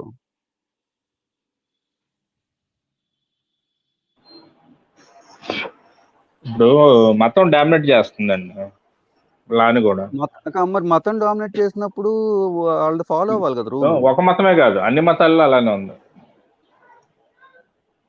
ఇదేంటంటే మధ్యయుగాల నాటి నుంచి అలానే జరుగుతుంది. మరి రాసుకున్నాం కదా మన కాన్స్టిట్యూషన్ లో, మన ఎక్సెప్షన్ ఇచ్చినప్పుడు మరి అది ఫాలో అవ్వాలి కదా. ఇప్పుడు కాదు, ఈ కాన్స్టిట్యూషన్ కాదు, మధ్యయుగాల నుంచి కూడా అప్పుడు ఎలానే జరుగుతుంది. అది లేదు ఎలాగో, కానీ మనం కాన్స్టిట్యూషన్ ఛాన్స్ వచ్చినప్పుడు రాసుకోవడానికి when we put in that clause saying that religious sentiment should not be hurt by expression ఉన్న ఆ రూల్ పెట్టుకున్నప్పుడు మనం shouldn't we apply it then, or we do away with it, right? We'll say we'll go rational in every case. We will take away that clause and we'll go rational in every case. అప్పుడు చాలా cases వస్తాయండి government ని amend చేయమని constitutional rights. Isn't it time then? Right? Current issues మీద resolutions pass చేయాలా, లేదంటే కానీ డ్రాక్స్ గారు ఇష్యూస్ తీసుకుంటూ వాటిని చూడాలనేది మళ్ళీ అది గవర్నమెంట్ కి ప్రయారిటీస్ సెట్ చేసుకోవాల్సి ఇష్యూ అంటే this becomes a fundamental basis for lot of current issues too, right? ఇది ఫండమెంటల్ కంటే రిలీజియస్ రైట్స్ కింద వస్తుంది. More of like traditional I would call. Philosopher comment చేసినట్టు it was more to appease wokeness then. నిజంగా Ayyappa temple కి ఆడాళ్ళు వెళ్ళకపోతే పెద్ద నష్టం వచ్చింది ఎవరికి ఉందండి? ఎవరికి ఉంది? ఎవరికి లేదు. కరెక్ట్గా చెప్పాలంటే just an kind of side issue కదా. They actually took a very fringe issue and made it use the court's time and everybody's time. It was intentionally put in the court. Yeah, I know. I completely agree with that point. అప్పుడు one minute, అప్పుడు controversy చేసింది కూడా ఈ left party వాళ్ళు కేరళలో. వాళ్ళు అసలు దేవుడిని నమ్మరు విచిత్రంగా. ఇద్దరు లేడీస్ అదే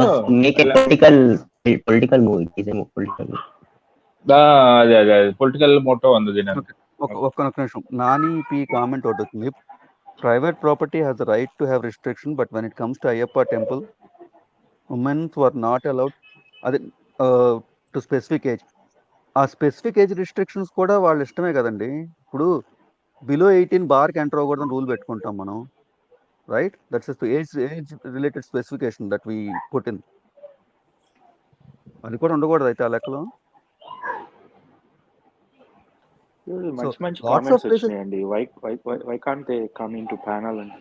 అది అడిగానండి అసలు. వాడు కామెంట్ సెక్షన్ ఎంత యాక్టివ్గా ఉందంటే ఎన్ని వచ్చినాయో. రెండు ప్యారల్ గా నడుస్తున్నాయి కానీ there are a lot of good comments. I couldn't keep up with them. I would have really appreciated to hear some of their views. That's the question, Nani garu. Meeku lot of places have age specific restrictions, so why is this temple an exception that it can't have an age specific restriction? Whatever the logic it might be based on, I'm not saying their logic is right.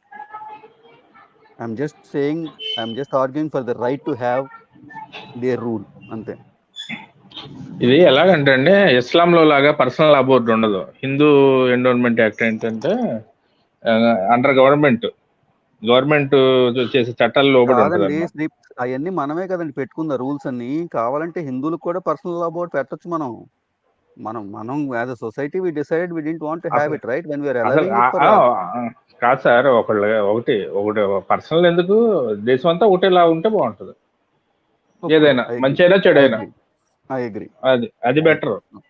Fundamentally I agree with you. హిందువులకు ఒకటి, Christians ఒకటి, బుద్ధిస్టులకు ఒకటి. Exactly నా point అదే. when we start making these concessions based on beliefs కష్టమైపోతుంది. అందుకని universal గా ఉండటమే బెటర్ ఒక విధంగా. అది ఇప్పుడు గ్లోబల్ విలేజ్ అయిపోతుంది కదా వరల్డ్. నేను ఒక కామెంట్ విన్నానండి ఫండమెంటల్ రైట్స్ మీద. అంబేద్కర్ మెన్ అయ్యాడు కాబట్టి ఎక్కువ మెన్ కి సపోర్ట్ చేసే రైట్స్ ఎక్కువ ఉన్నాయి, ఉమెన్ కి లేవని ఒక కామెంట్ విన్నాను. దాని మీద మీరు ఏదైనా ఆన్సర్ ఇవ్వగలుగుతారా? ఏంటంటే మళ్ళీ అడగనా? అంబేద్కర్ మెన్ అయ్యాడు కాబట్టి అతను ఎక్కువ రైట్స్ గివెన్ టు అందరికి అంత ఈక్వల్ గా పాస్ చేయలేదు. Would have included every right for women also. ఆయన అప్పుడు రాజ్యాంగం రాసినప్పుడే ఎస్సీ ఎస్టీ వీళ్ళకి ఇచ్చాడు, రాజ్యాంగ రక్షణ ఇచ్చాడు. అలానే ఉమెన్స్ కూడా 30% ఎంపీ పార్లమెంట్ సీట్లు, అసెంబ్లీలో సీట్లు అని కేటాయించేస్తే సరిపోయేది అప్పుడే. ఈ కామెంట్ కేస్ గారు మీరు ఎవరి దగ్గర ఉన్నారు, ఐడియా ఉందా? లాంగ్ బ్యాక్ అండి, సమ్ ఉమెన్ లైక్ ఈ యాక్టివిస్టులు ఉంటే వాళ్ళు అదే 30% వాస్తవమే అది. సో అప్పుడే పార్లమెంట్ లోనే చట్టసభల్లో కేటాయించేస్తే వాళ్ళే ఇప్పుడు చట్టసభల్లో ఉన్న ఎంపీలు ఎమ్మెల్యేలు పోరాడుకుంటారు ఆడవాళ్ళకి ఏం కావాలో వాళ్ళు. అది ఏదో కంట్రీ అండి, యూరోప్ కంట్రీలో లేడీస్ ఎక్కువ ఉంటారు ఎంపీలు. అది వాళ్ళకేం రిజర్వేషన్ లేదని అయినా ఉంటారు. That's the whole point, right? You don't need to legislate everything. The society should also Denmark అనుకుంటా, ఐస్లాండ్ కూడా అనుకుంటా, ఫిన్లాండ్, ఐస్లాండ్ అయినా అలాంటి కంట్రీస్ కానీ. ద ప్రాబ్లం ఎక్కడ వస్తుందంటే అంబేద్కర్ది మనం ఇప్పుడు వెళ్ళి 1947 to 1952 ఆ టైంలో రాసినప్పుడు కాన్స్టిట్యూషన్ 1950 అప్పుడు మొగాడు కాబట్టి he wrote it in a time when those rights were progressive. మనం చాలా వరకు మనం what we fall in to this fallacy is that we try to judge people who lived in an era that is completely different from ours based on our standards. ఇప్పుడు వెళ్ళి transgender రైట్స్కి separate clause రాయలేదు అంబేద్కర్ అన్నట్టు. Transgender issues were not a big thing at that time. So maybe it was not on his slate when he was thinking of other things. Women's rights maybe were not a huge thing at that time because independence and forming the constitution were paramount in his mind. So he thought of other things that were obviously we all carry personal biases. తను face చేసింది కాబట్టి కొన్ని విషయాలు he created those things, right? He didn't think women అయి ఉంటే obviously women perspective ఉండేది. That's not to take away from what he did. మగాడు కాబట్టి మగాళ్ళకి రాసే అంటే ఆడవాళ్ళు ఉంటే ఆడవాళ్ళకి రాసేవాళ్ళేమో, ఆడవాళ్ళు ఉంటే ఆడవాళ్ళకి తక్కువ రాసేవాళ్ళేమో, ఎవరికి తెలియదు మనకి. we just are imposing these things. It becomes very easy to sit in judgment. Monday morning quarter backing అంటారు కదా, వెనక్కి కూర్చుని ఇలా చేసి ఉండాల్సింది అని చెప్పడం తేలిక.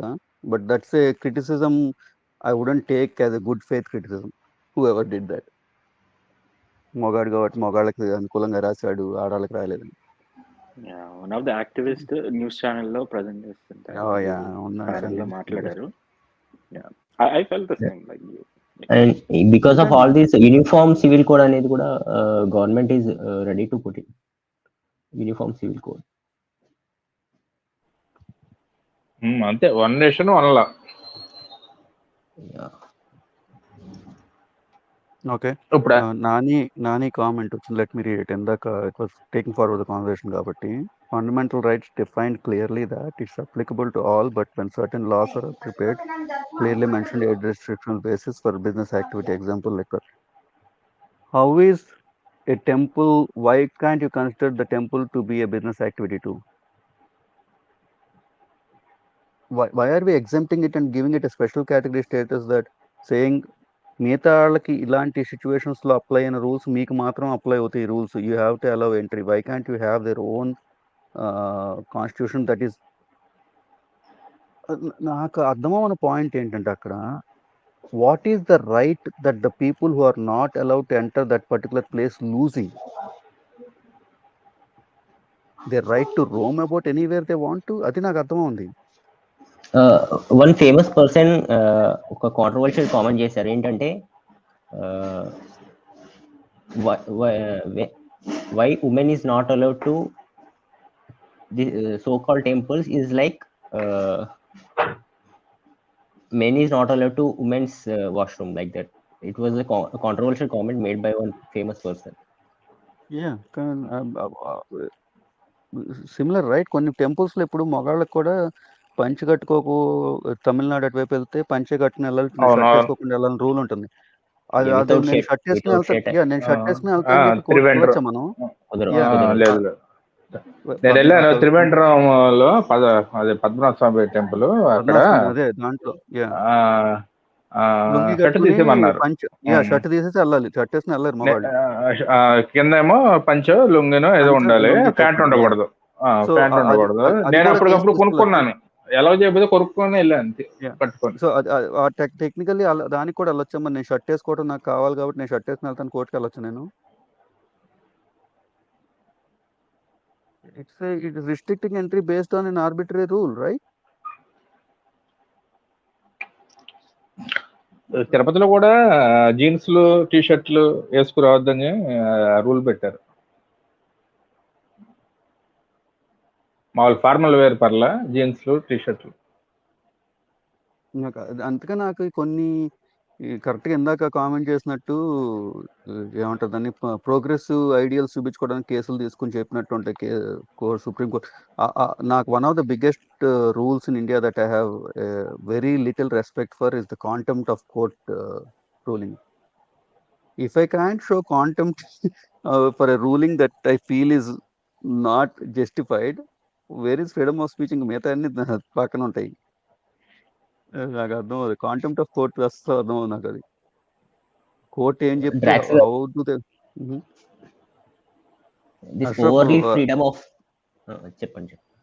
చెప్పండి తర్వాత I want ask Ashraf and Arun అని చేసాళ్ళు ఈ కాంటెంప్ట్ ఆఫ్ కోర్ట్ అనేది చందు గారిది కూడా. అదే మొన్న ఆంధ్రాలో ఇద్దరు ఐఏఎస్ ఆఫీసర్లకి వేసారు అది contempt of court. Education department లో ఏదో టీచర్స్ కి సంబంధించి రూల్స్ అదే హైకోర్టు ఆర్డర్ ఇస్తే అవి అమలు చేయలేదంట. అది వేరండి. అది కంటెంప్ట్ ఆఫ్ కోర్ట్ అంటే కోర్టు రూలింగ్ ఇస్తే దాన్ని ఫాలో అవ్వాలి, అది వేరు. కంటెంప్ట్ ఆఫ్ కోర్ట్ ఎక్కడంటే ఇప్పుడు కోర్టు ఒక జడ్జిమెంట్ ఇస్తుందండి, నేను వెళ్ళి ఈ జడ్జిమెంట్ ఏంటి తలకమాసిన జడ్జిమెంట్ లా ఉందంటే how can that be considered as contempt of court? అవి కూడా ఉన్నాయి. నో అంటే కండెమ్నేషన్ అంటే ఎందుకు ఉండకూడదండి? ఇప్పుడు if a particular judge passes a ruling that I feel is very lopsided and not based in the rule, can I not judgment lo bias undana judgment and the judge who passed it, why can't I comment on that? You can you can I think, but you have to avoid the judgment. ade జడ్జిల్ని కించపరచకూడదు. ఏనండి నేను చెప్తాను, జడ్జిల్ని కించపరచకూడదు, judgement మీద చేయొచ్చు. అదే నా question, ఎందుకు కించపరచకూడదు? వాళ్ళు ఇప్పుడు ప్రైమ్ మినిస్టర్ ప్రెసిడెంట్ ని కించపరచగలిగినప్పుడు జడ్జిని ఎందుకు కించపరచకూడదు? లేదు, మన న్యాయ వ్యవస్థ ఏంటంటే జడ్జిలు మాత్రం ఏమనకూడదు. అది ఎందుకని? జడ్జిని అంటే అది కంటెంప్ట్ ఆఫ్ కోర్ట్ అయిపోద్ది. మళ్ళీ రూల్ మీరు పాస్ చేసిన రూల్ ఫాలో అయిపోతే contempt of court, that is fine, that should be there. Otherwise అసలు ఏం రూల్స్ ఫాలో అదొకటి. జడ్జిల్ని ట్రోల్ చేసిన, కించపరిచిన, అది కూడా కంటెంప్ట్ ఆఫ్ కోర్ట్ చేస్తారు. ఎందుకంటే ఇప్పుడు ప్రైమ్ మినిస్టర్ కాన్స్టిట్యూషన్ లో వాళ్ళకి ఇచ్చింది కదా జడ్జి అనేది. జడ్జిలకి న్యాయ వ్యవస్థ అనేది ఒక పిల్లర్ కదండి. యాక్చువల్ గా జడ్జెస్ కాదండి, ఒక్క నిమిషం శ్రీపి గారు. యాక్చువల్ గా జడ్జెస్ కాదు, any Indian citizen can openly criticize the judgment, not judges. Judges Supreme Court ఇచ్చిన జడ్జిమెంట్ కూడా ఓపెన్ గా ప్రెస్కి ఎక్కి నాకు ఈ జడ్జిమెంట్ నచ్చలేదని ఎవడైనా చెప్పచ్చు. కానీ దే షుడెంట్ అంటే వాళ్ళు దే కెనాట్ వాళ్ళని ఎవరిని జడ్జెస్ ని మాత్రం తప్పు పట్టడానికి లేదు. వాళ్ళు ఇచ్చిన జడ్జిమెంట్ ని యూ కెన్ తప్పు పట్టచ్చు. అది కూడా వాళ్ళే చెప్పారు. ఇప్పుడు జడ్జిమెంట్ అంటే ఇప్పుడు ఒక జడ్జి ఏ పాస్ చేశాడు అనుకోండి, ఈ తలకు మాసిన జడ్జిమెంట్ పాస్ చేసిన జడ్జి ఏం ఆలోచిస్తున్నాడు అని చెప్పి అంటే it's questioning is judgment, right? In that sense ఎప్పుడు కూడా అంటే మీకు బెంచెస్ ఉంటాయండి, సింగిల్ కోర్ట్ జడ్జెస్ కాకుండా యూజువల్ గా ఏంటంటే మీకు కేస్ టు కేసెస్ లో హై వాల్యూ కేసెస్ వీటికి కూడా సింగిల్ పర్సన్ జడ్జిమెంట్స్ ఎప్పుడు ఉండవు. 3 people కానీ 4 people బెంచ్ ఉంటుంది. అది సింగిల్ పీపుల్ అది మీకు చిన్న సిటీ సైడ్ లేకపోతే ఈ మామూలు 3rd grade సిటీస్ లోనే వాటిల్లో ఉండదు, సింగిల్ బెంచ్ వాళ్ళు ఉంటారు. కానీ మిగతా అంటే హైకోర్టు కానీ సుప్రీం కోర్టు కానీ అన్ని కూడా మీకు 2 or 3 or 4 ప్యానల్ బెంచ్ ఉంటుంది. అంటే నాకు ఒక్కటే క్వశ్చన్, అంటే judges, how did judges become this protected class that are beyond personal criticism? ఇంకోటి చెప్తున్నాను, ఒక బాలకృష్ణ అనే కేరళ అతను ఉండేవాడు జడ్జి, అతను కూడా కామెంట్ చేస్తే అతను కూడా కోర్టుకు పిలిపించారు, క్షమాపణ చెప్పారు. అదే నాకు ఏది అతను జడ్జే ఒకప్పుడు సుప్రీంకోర్టులో, అతను కూడా క్షమించలేదు. అతను వచ్చి సుప్రీంకోర్టుకు వచ్చి క్షమాపణ అడిగితే అప్పుడు వదిలేశారు. కంటెంప్ట్ ఆఫ్ కోర్టు కింద జైలు శిక్ష కూడా అన్నారు అప్పుడు. బాలకృష్ణ ఆయన జడ్జే.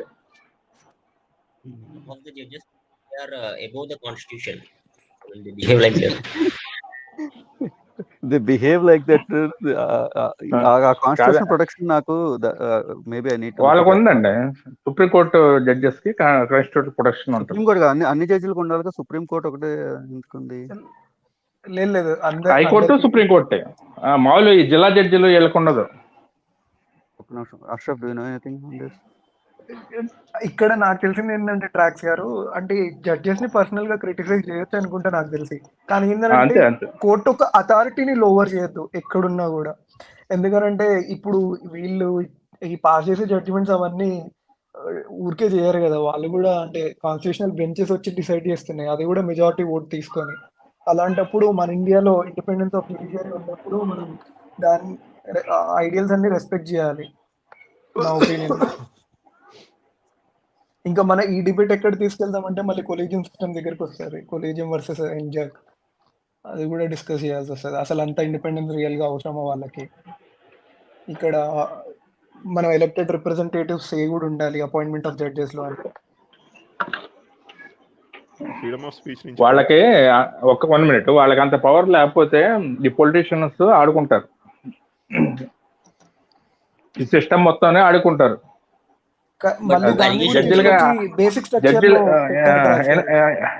జడ్జిలకు అంత పవర్ ఉన్నా వాళ్ళు పెద్దగా యూజ్ చేయట్లేదు వాస్తవంగా. ఈ పొలిటీషియన్స్ పై చేయి అయిపోతుంది.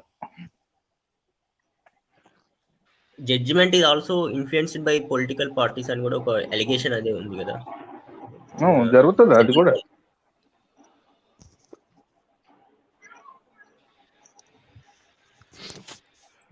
కామెంట్స్ చూస్తున్నా అండి, హల్క్ గారు అది I'm trying to formulate a thought on that. And would criticize, if you criticise the judgment, ఒక మనిషి జడ్జి అనుకుందాం, ఒక జడ్జి చేసిన జడ్జిమెంట్ ని క్రిటిసైజ్ చేస్తే జడ్జిమెంట్ ని, isn't it directly damaging the అంటే motives, I think motives assign చేయకుండా I think we can criticize judgment. I think that's where the contempt comes in, when you are assigning ulterior motives to the judiciary. Yeah. 2 minutes and 2 minutes. And I have to sincerely appreciate Sahit Ji and ఇంకెవరు మర్చిపోయాను, Nani P and philosopher and ఇంకెవరైనా ఉన్నారండి. You guys అంటే మీరు back కూడా Hulk కూడా, mister Hulk, మీరు నలుగురు అంటే ఇంకా ఉండొచ్చు చాలా మంది, ఈరోజు కొంతమంది రాలేదు. You guys are throwing questions like any, అంటే మీరు బాగా ఏంటంటే కంటిన్యూస్ గా చేస్తున్నారు questions, which is very good.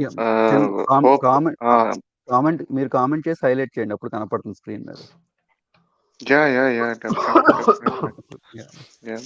So మీ అంటే అందరూ అంటే ఎవరు క్వశ్చన్ చేసినా ఎంగేజ్ గా ఉన్నారు కాబట్టి.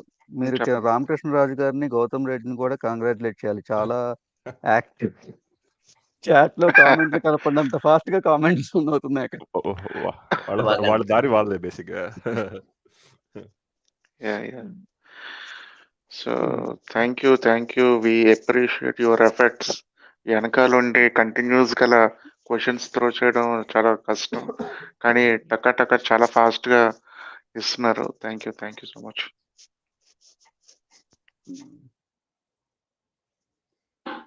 నెట్ ప్రాక్టీస్ బాగుంటది. Freedom of speech, freedom of expression అనేది ఓవర్లీ అంటే ఎక్కువ వెస్టర్న్ ఇన్ఫ్లుయెన్స్ వల్ల ఎక్కువ ఇక్కడ ఇండియాలో మనకు వస్తుంది. Freedom of speech interpretation different కదా ప్రతి కంట్రీకి. Freedom of interpretation, freedom of speech అంటే ఎలా ఇంటర్ప్రిట్ చేయాలి చాలా మోర్లీ ఇన్ఫ్లుయెన్స్డ్ బై వెస్టర్న్ నుంచి ఎక్కువ ఇన్ఫ్లుయెన్స్ అయ్యి ఇండియాలో they are more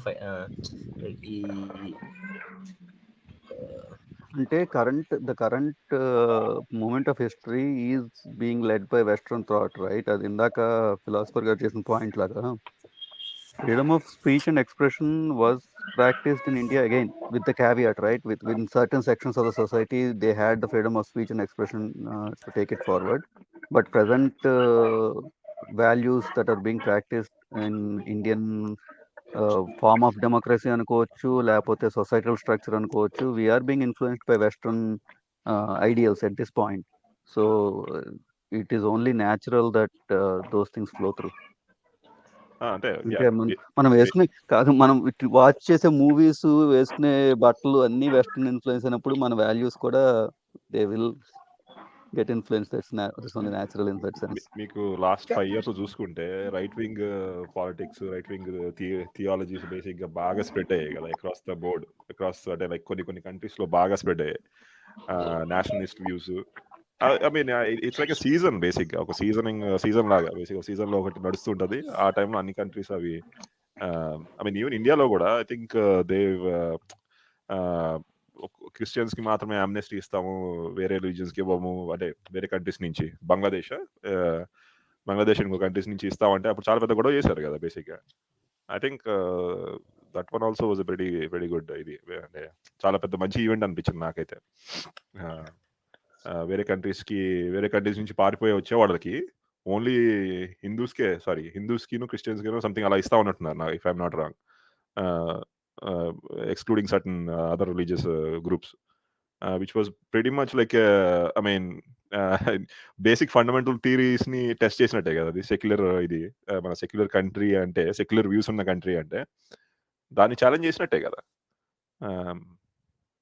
I don't know, మీకు ఆ కాంటెక్స్ట్ ఉందా? అంటే ఆ context that's again kind of nuanced, right? వాళ్ళు చేసిన ఆర్గ్యుమెంట్ ఏంటంటే, if you are a minority in a country and you are being oppressed, we'll give you ఏంటి citizenship పార్టీలో క్లెయిమ్ చేసుకోవడానికి మీకు క్విక్ పాత్వే ఇస్తామని చెప్పి, that was the law, right? The opposition to that is you can't have a religious test for people applying for citizenship అని. But that's ఈ లా, నా contention ఏంటి అక్కడ, ఈ లా పెట్టినంత మాత్రం పాత law was always there where you don't have to have religious contention to apply for citizenship. You can always, ఆ రూట్ ఉంది. ఈ special route is applied for certain people. ఇప్పుడు అసైలం క్లెయిమ్ చేసే వాళ్ళకి మేము ఇస్తాము అని చెప్పి రూల్ పెట్టినంత మాత్రం జనరల్ ఇమిగ్రేషన్ వచ్చే వాళ్ళకి రూల్ లేవని కాదు అర్థం. సో వాళ్ళు అండ్ ఇంకోటి ఏంటంటే అరుణ్ గారు, ఇది వాళ్ళు క్రైటీరియా పెట్టుకున్నారు ఏంటంటే దే ఆర్ ఓన్లీ హిందూస్ అని స్పెసిఫిక్ గా ఏం రాయలేదు. What they mentioned is we're only welcoming the minorities from that particular countries. Right. అంటే అక్కడే కాన్ఫ్లిక్ట్ వస్తుంది కదా అని నా ఉద్దేశం. When you are introducing such kind of tricky rule, అంటే అది స్టేజ్ బై స్టేజ్ వెళ్ళాలి కదా సార్. ఫస్ట్ మైనారిటీస్ ఇంపార్టెంట్, దాని తర్వాత అంటే వాళ్ళే కదా ఎక్కువ ఎఫెక్ట్ అయ్యేది. ఫస్ట్ వాళ్ళు అయిపోయిన తర్వాత సెకండ్ ఫేజ్ లో ఏమో తీసుకుంటారేమో, వీ హావ్ టు వెయిట్ కదా. ఇప్పుడు అదర్ పీపుల్ ఇమిగ్రేట్ అవడానికి ఆల్వేస్ రూల్స్ ఉన్నాయి. ఇట్స్ నాట్ లైక్ ఇంకో ఉన్నాయి ఏమంటానంటే in a case where people everyone is getting oppressed, right? Everyone is not exactly కదా Arun garu. It's not, see, if you go to for example say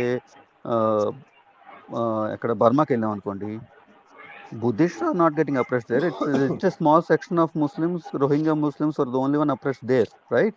So ఇప్పుడు వాళ్ళకి if you put a rule saying Rohingya Muslims కి మేము special category create చేసి special, ఇక్కడ US లో పెడతారు కదా టీపీఏఎస్ అని చెప్పి, స్పెషల్ ప్రొటెక్షన్ స్టేటస్ లాగా టీపీపీ, అలా ఒకటి క్రియేట్ చేస్తే what is wrong in that? అంటే నా ఉద్దేశం ఏంటంటే it opens up doors for ఇది బేసిక్ సర్టన్. ఇప్పుడు నేను ఏమంటున్నానంటే ఆపరేషన్ అనేది operation, whether okay minorities are straightforward, ఇది బేసిక్ గా థియరీ. ఓకే మైనారిటీస్ అంటే ఇప్పుడు కానీ లేని వాళ్ళు కూడా ఒక నిమిషం మైనారిటీస్ లేని వాళ్ళు కూడా అప్రెస్ అవుతున్నారు బేసిక్ గా. నువ్వు ఫస్ట్ ఆ రూల్ ఇంట్రొడ్యూస్ చేసిన తర్వాత you are kind of justifying that rule. Once you justify that rule, నేనేమంటున్నానంటే it's like opening a can of bombs basic గా. అక్కడి నుంచి నువ్వు ఇంకెట్టెళ్తావు అనేది నా బాధ బేసిక్ గా. అంటే I'll give you another analogy there, right? ఇప్పుడు హైటీలో ఎర్త్క్వేక్ వచ్చినప్పుడు, ఇక్కడ I'm taking an example of US put a rule saying that people from Haiti who are suffering because of the earthquake will have a special protected status where you can immigrate here and stay అని చెప్పి rule పెట్టారు, right? Without following. ఇప్పుడు 10 ఏళ్ళ నుంచి India వాళ్ళు, 20 ఏళ్ళ నుంచి India వాళ్ళు లైన్ లో ఉన్న వాళ్ళందరికీ సంబంధం లేకుండా, రైట్? వాళ్ళు స్పెషల్గా వచ్చి ఉండొచ్చు అని చెప్పి. if you take the same analogy, okay, this particular section of the society in this particular country is facing discrimination, so వాళ్ళ కోసం మేము విల్ క్రియేట్ మీ లాజిక్ నాకు అర్థమైంది. నేనేమంటున్నానంటే especially being a secular country when you are opening rule like that అక్కడ conflict చాలా form అవుతున్నా అంటున్నాను నేను. ఇట్స్ స్లిప్పరీ స్లోప్ కాదు కదా, యుఎస్ కూడా secular country. So why can't there be exceptions in certain situations where you are not caught up in అందరికి equal గా లా చేయాలని చెప్పి దాంట్లో caught up అవ్వకుండా మనం వీళ్ళకి స్పెషల్ ఇప్పుడు how do I say this, ఒక ఫర్ ఎగ్జాంపుల్ ఒక ఎకనామిక్ ఇమిగ్రెంట్ కి ఒక రిలీజియస్ పర్సిక్యూషన్ ఇమిగ్రెంట్ ఉన్నారండి, రైట్, మీరు అందరికి ఈక్వల్ ఉండాలని చెప్పి ఇద్దరిని ఒకే లైన్ లో ఉంచోబెట్టలేరు కదా. ఏమంటానంటే రిలీజియస్ పర్సిక్యూషన్ అనేది రిలీజియస్ పర్సిక్యూషన్ అవుతుంది, జనరల్ పర్సిక్యూషన్ కూడా ఉండొచ్చు. ఆ పర్సిక్యూషన్ ని కూడా సేమ్ కేటగిరీలో పెట్టాలంటున్నాను. Religious persecution or not is a different thing. Whether you are fearing for your life or not అనేది ఇంపార్టెంట్ అంటున్నాను. See, you are afraid you might die if you stayed back in this country. That's all that I need అంటున్నా. I don't need a religious discrimination అంటున్నా నేను. అలా కాదండి, ఎందుకంటే India ఏర్పడింది religious discrimination మీద. ఎందుకంటే 2 religions 2 states అలా మనం ఒప్పుకోలేదు కానీ దానికి మీరు పాకిస్తాన్ ఆర్గ్యుమెంట్ తీసుకొస్తున్నారు. మరి అంతే ఇండియా వాళ్ళు ఒప్పుకోవాలా. Two state policy was Jinnah's policy, right? Gandhi, Nehru, everybody opposed it. we said we don't stand, మనకి కంబైన్డ్ గా కావాలి మనం అని చెప్పి. So Pakistan argument was the Hindus and Muslims can stay together, so will need a separate state అని. 1 minute అండి ఇక్కడ. ఇప్పుడు కొత్తగా చూస్తున్న ఎవరైనా ఉంటే లైక్ చేయండి అండ్ సబ్స్క్రైబ్ చేసుకోండి. అండ్ రేపటి టాపిక్ ఆంధ్ర 3 capitals గురించి ఉంటుంది. ఇంట్రెస్ట్ ఉన్న వాళ్ళు వచ్చి వ్యూస్ చెప్పచ్చు. And that's all for today. ఈ రోజుకైతే ఇంతే. సో రేపు 3 capitals టాపిక్ తో మళ్ళీ కలుద్దాం. షేర్ చేయండి, లైక్ చేయండి అండ్ సబ్స్క్రైబ్ చేసుకోండి. Thank you. ఇప్పుడు రోహింగ్యా వాళ్ళని మన ఇండియాలోకి రావచ్చు కదా అంటున్నారు కదా మీరు. శ్రీపి గారు ఒక నిమిషం ఆగండి.